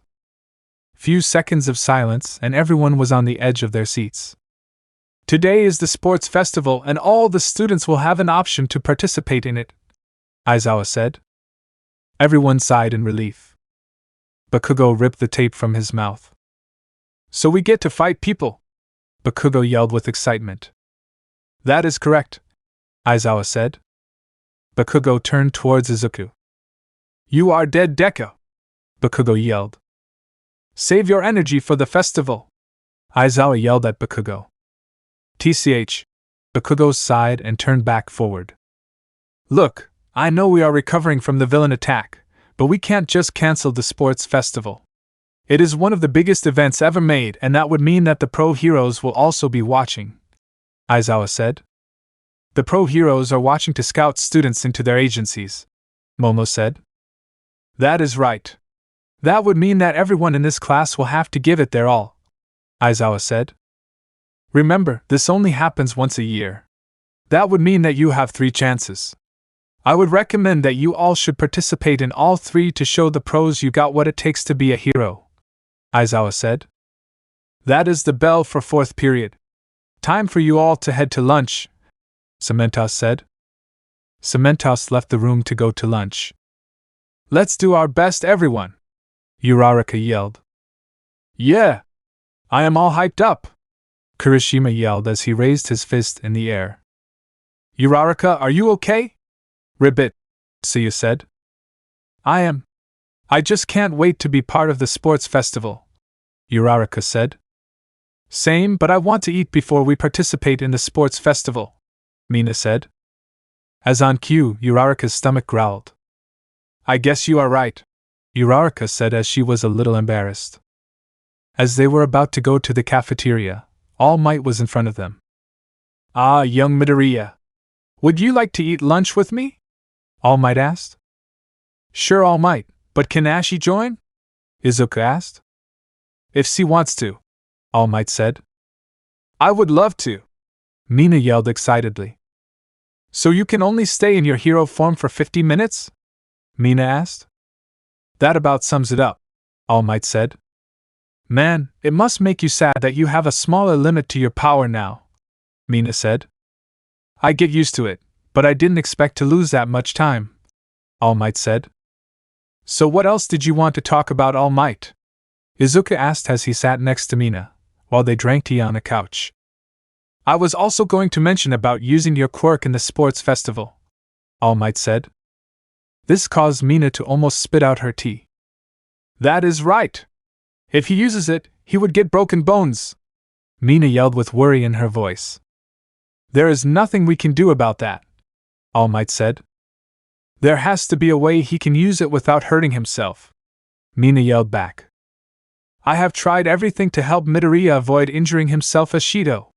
If there was, I would have taught him how to use it without hurting himself, Almight yelled back. Mina turned her back on Almight. Almight sighed. Ashido, I am sorry, but it doesn't work like that. Midoriya has to train to increase what he can handle by a little bit at a time, Almight said. Ashi, please, I will be careful to use my quirk, Izuku said as he comforted her. Okay, but please don't use it when you have to. I hate it when I see you get hurt, Mina said. Thanks, Ashi, Izuku said. Well, lunch is about to be over, but I have one more thing to say, Midoriya, Almight said. What is it? Izuku asked. Tell the world that I am here, Almight yelled. Why are there so many people at our door? Uraraka yelled. They are here to check out the competition. I am not worried because they are a bunch of extras that I can beat easily, Bakugo said as he was about to leave the room. I am glad to know that someone is modest and doesn't think before they talked, a guy with purple hair said as he made his way up front. Is everyone in this course like this guy? He said. Some of the Class 1A were shaking their heads no. So it is just you then, he said. So, what about it, you walking corpse? Bakugo said. What I am saying is that I am from the General Studies course. I will be participating in this event. If I manage to make it to the finals, or somewhere around there, I could be transferred to the Hero course. Which also means that one of the students in the Hero course will be transferred to the General Studies course, the guy with purple hair said. The guy walked away, leaving Class 1A speechless. Kaken is going to lose it, Midoriya thought. Hey, I am from Class 1B. I came here to see the students that defeated those villains not too long ago, but all I see is this guy thinking is better than everyone else, a student with gray hair said. We are doomed, Midoriya said. Bakugo said nothing and walked away. Where are you going, Bakugo? You know that you cause all these people hate us, Kirishima yelled. So, it doesn't matter to me. The only thing that matters to me is that I am heading to the top and that I will fight to earn that spot, Bakugo said and disappeared into the crowd. I think it best that we should leave before something happens, Ida said to everyone. Great idea, because for all we know, Bakugo could start to something that will get us hated even more, Denki said as he ran out of the classroom. One by one, everyone left the classroom.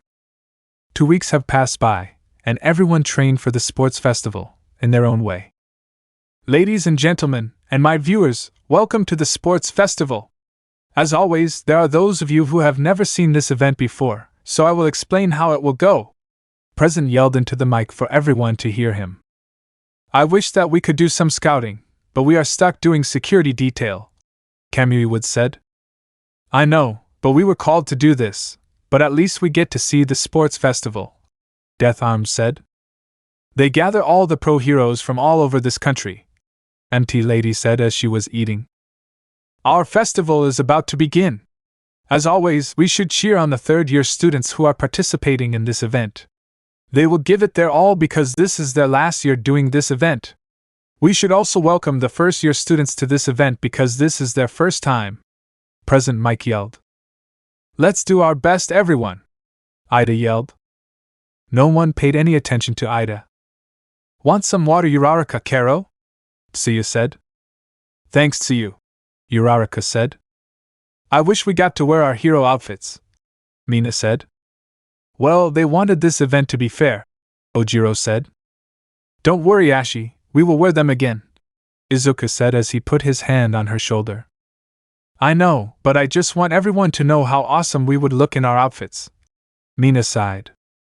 Midoriya, Shoto said. What is it, Todoroki?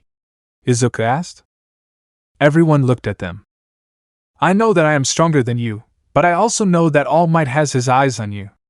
I want to know, but all I care is that I will beat you, Todoroki said. Hey! Leave Midori alone! He didn't do anything to you! Mina yelled as she walked in between Shoto and Izuku. Mina stared at Shoto hard. It is not like you will do anything to me. So why don't you stay out of other people's conversations?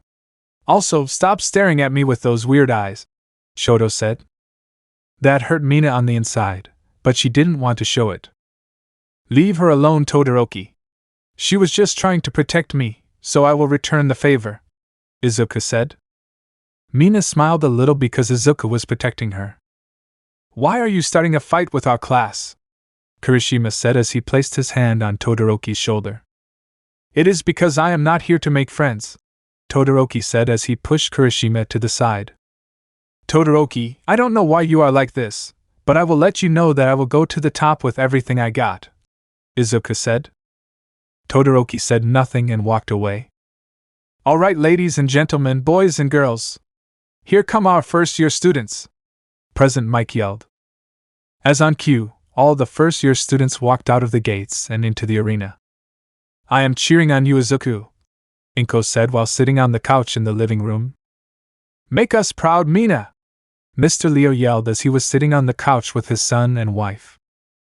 We will cheer for you, no matter what, Akari yelled. You can do this, little sis, Asa said to himself.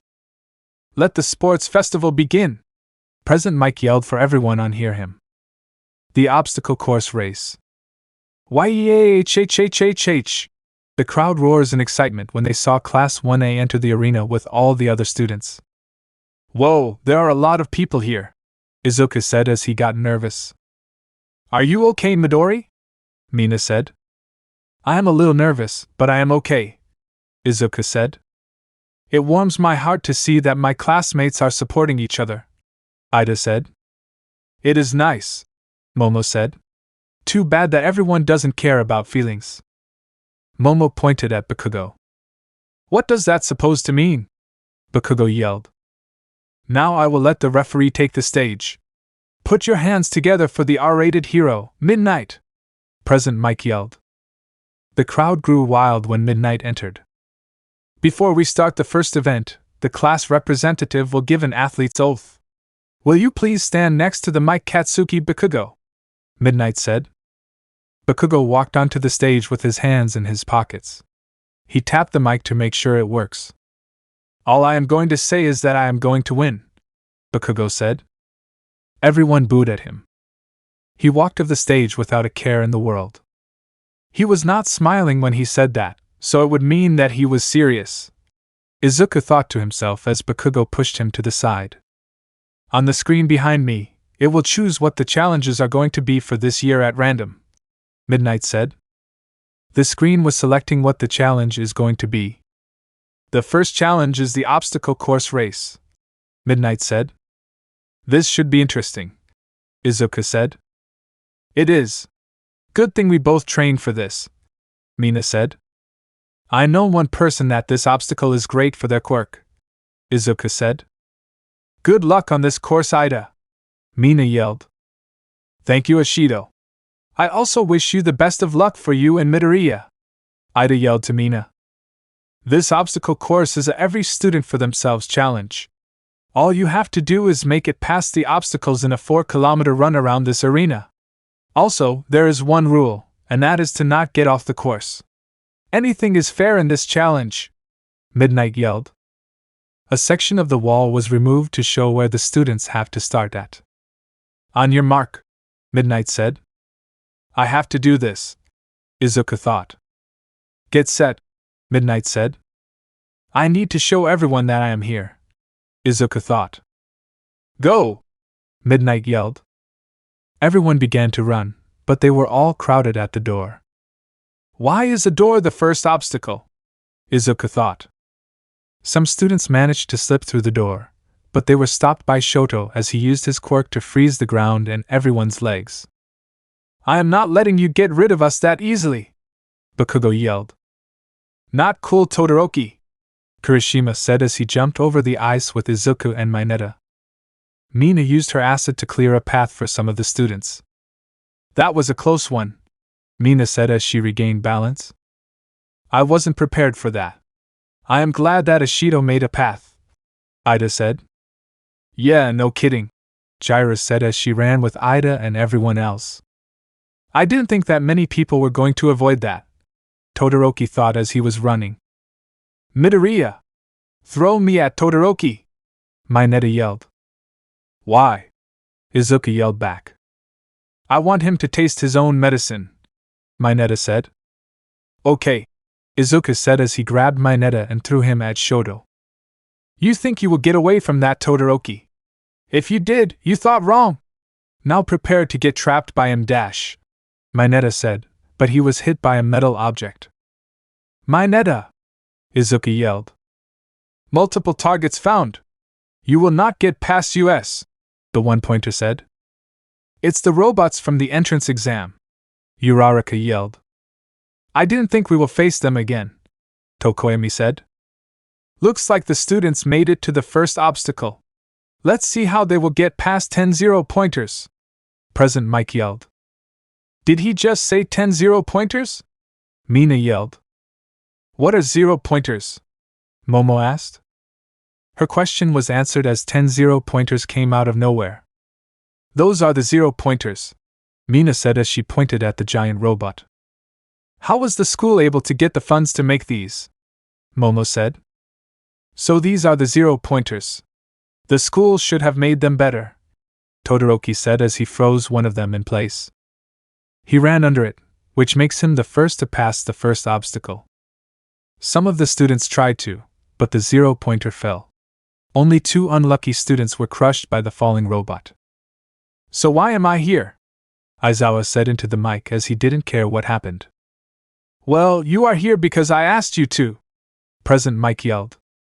Whatever, I am taking a nap, Aizawa said. You always take naps, President Mike said. Bang! Bang! Boom! A piece of metal went flying and hit the ground. I am alive! Kirishima yelled.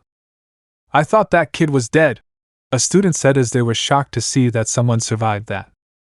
If I didn't have this quirk, then that would have been the end of me, Kirishima said. Bang! Bang! Boom! I am alive! A kid said. The student's quirk makes his body turn into metal. Hey! It is you from the other day, Kirishima said. Do all your classmates play that dirty? He yelled. No, Kirishima said. I have no time to deal with this, Bakugo yelled. Bakugo used his quirk and launched himself into the air. He managed to go over the robots and tried to catch up to Todoroki. You thought you were the only one to make it up here? Siro yelled as he and Tokoyami caught up to Bakugo. Dark Shadow, we are about to land, Tokoyami said. You got it, Dark Shadow said. Class A knows not to hesitate in these situations. They have grown from experience in battles that none of the other students has dealt with, Aizawa said. Glad to see you are awake, President Mike said. Were you always this annoying? Aizawa said. Hey Midori, do you want some help? Mina yelled as she saw her boyfriend being chased down by a robot. No, I am fine. Izuku yelled back and grabbed a piece of metal off the ground. He swung it at the one-pointer and made its arm and head separate from its body. You go on ahead, I will catch up, Izuku said as he carried the metal with him. Boom! A large laser beam hit a 0-pointer and caused it to fall on another 0-pointer. A path has been cleared. That took more time than I thought, Momo said as she was next to a cannon she created. Thanks Yayorozu, Denki said. Look Midori, a path is cleared. Let's go, Mina yelled. Mina helped Izuku by picking up the piece of metal with him. Thanks Ashi, Izuku said. All the students made it to the second obstacle. Be careful with this obstacle, Todoroki sabotaged this obstacle by covering the pillars in ice, so they could crumble. If you fall off, you are out! Present Mike yelled into the mic. That's not fair! Mina yelled. Tsuyu was already halfway. Just like walking on a tightrope, Tsuyu said as she crawled to the next pillar. The pillar collapsed and Tsuyu jumped to the next pillar.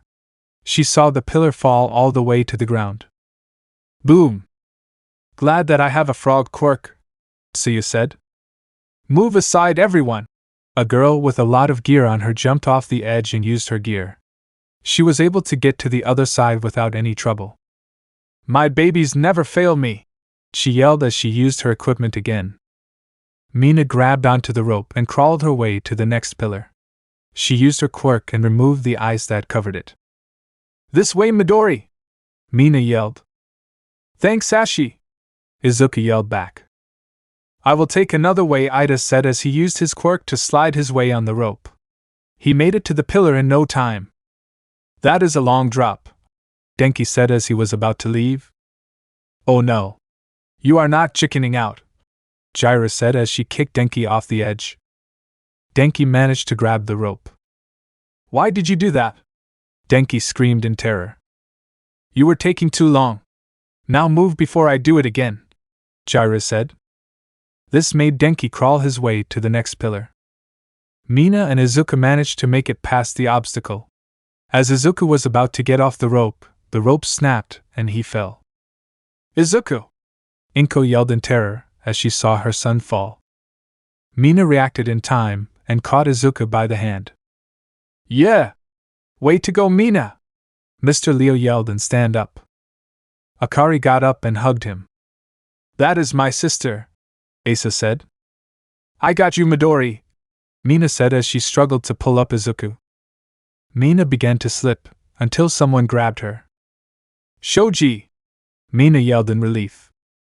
I can't just leave you two behind, Shoji said as he pulled both of them up with ease. Thanks, Shoji, Izuku said. You're welcome. Now let's go to the next obstacle, Shoji said and ran.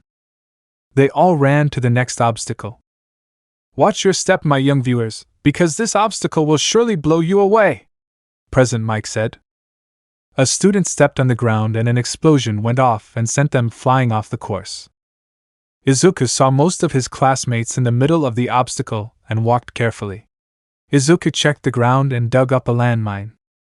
Don't worry, the mines are harmless, but they are strong enough to send someone flying, Present Mike said. Well, I will see you two later, Shoji said as he began to use his quirk to help him move without stepping on a mine. This is bad. We won't know where they are, Mina said. Izuku saw Todoroki and Bakugo fighting each other for the number 1 spot. They were close to the end of the obstacle. This gave Izuku an idea. Ashi, I need your help, Izuku said. What is it? Mina asked. Help me dig up some mines and carefully place them in a pile, Izuku said. Mina looked worried, but she didn't question him. Time is on the line for them. They quickly dug up the mines and placed them in a pile. That's 30 of them, Mina yelled. Great. Now get on my back, Izuku said. Okay, Mina said as she got on his back. What are you doing, Midori? Hang on tight, Izuku said. What is Izuku doing? Inko said. Why is Mina on Midoriya's back? Asa said curiously. Izuku ran and jumped on the pile-off mines. Boom! Everyone looked behind themselves and saw Izuku and Mina in the air. Midoriya and Ashido are flying across the obstacle in full speed, Present Mike yelled. Shoto and Bakugo stopped fighting and ran. Get ready, Ashi! We are going to land, Izuku yelled. They hit the ground next to Bakugo and Todoroki. They managed to land on a mine and sent them flying again. The explosion blinded Bakugo and Todoroki for a few seconds, and they saw that Izuku and Mina in front of them. Mina used her quirk and sprayed her acid in front of the metal plate. They rode the metal plate like a sled, because the acid was slippery. What have you been teaching them, Eraserhead? Present Mike yelled. I didn't do this. They were able to think on their own, Aizawa said. So, now we know that Eraserhead is bad at teaching, President Mike said. What was that? Aizawa said as he glared at President Mike. Look. We are about to see our winner for this challenge, President Mike said. Everyone looked to see who it was, until Izuku and Mina slid all the way to the finish line. Our winners are Izuku Midoriya and Mina Ashido from Class 1A, President Mike yelled. The crowd cheered as Izuku and Mina crossed the finish line. Izuku! Inko yelled as she cried. Yeah! They did it! Mr. Leo jumped up in excitement. They got off the metal plate and stood near the finish line. You did it, Midori! Mina said as she began to hug Izuku. No, Ashi. We did it, Izuku said with a smile on his face. Never in years at teaching in this school have I ever seen a tie on the first challenge, President Mike yelled. Mina began to kiss Izuku. Look at that! I can finally use this button, President Mike yelled. The huge screen in the arena turned on and showed Mina and Izuku kissing. Everyone, please look at the kiss cam, President Mike said. Young love, Midnight said as she was smiling. Whatever. I can finally take a nap, Aizawa said in the mic. He got into his sleeping bag and started to sleep. Let me know in the comments below if you guys want the next part. Also check out my other video that has been shown and left. Thank you for watching. If you enjoyed this video, please like and share this video. And have a fantastic day. Bye.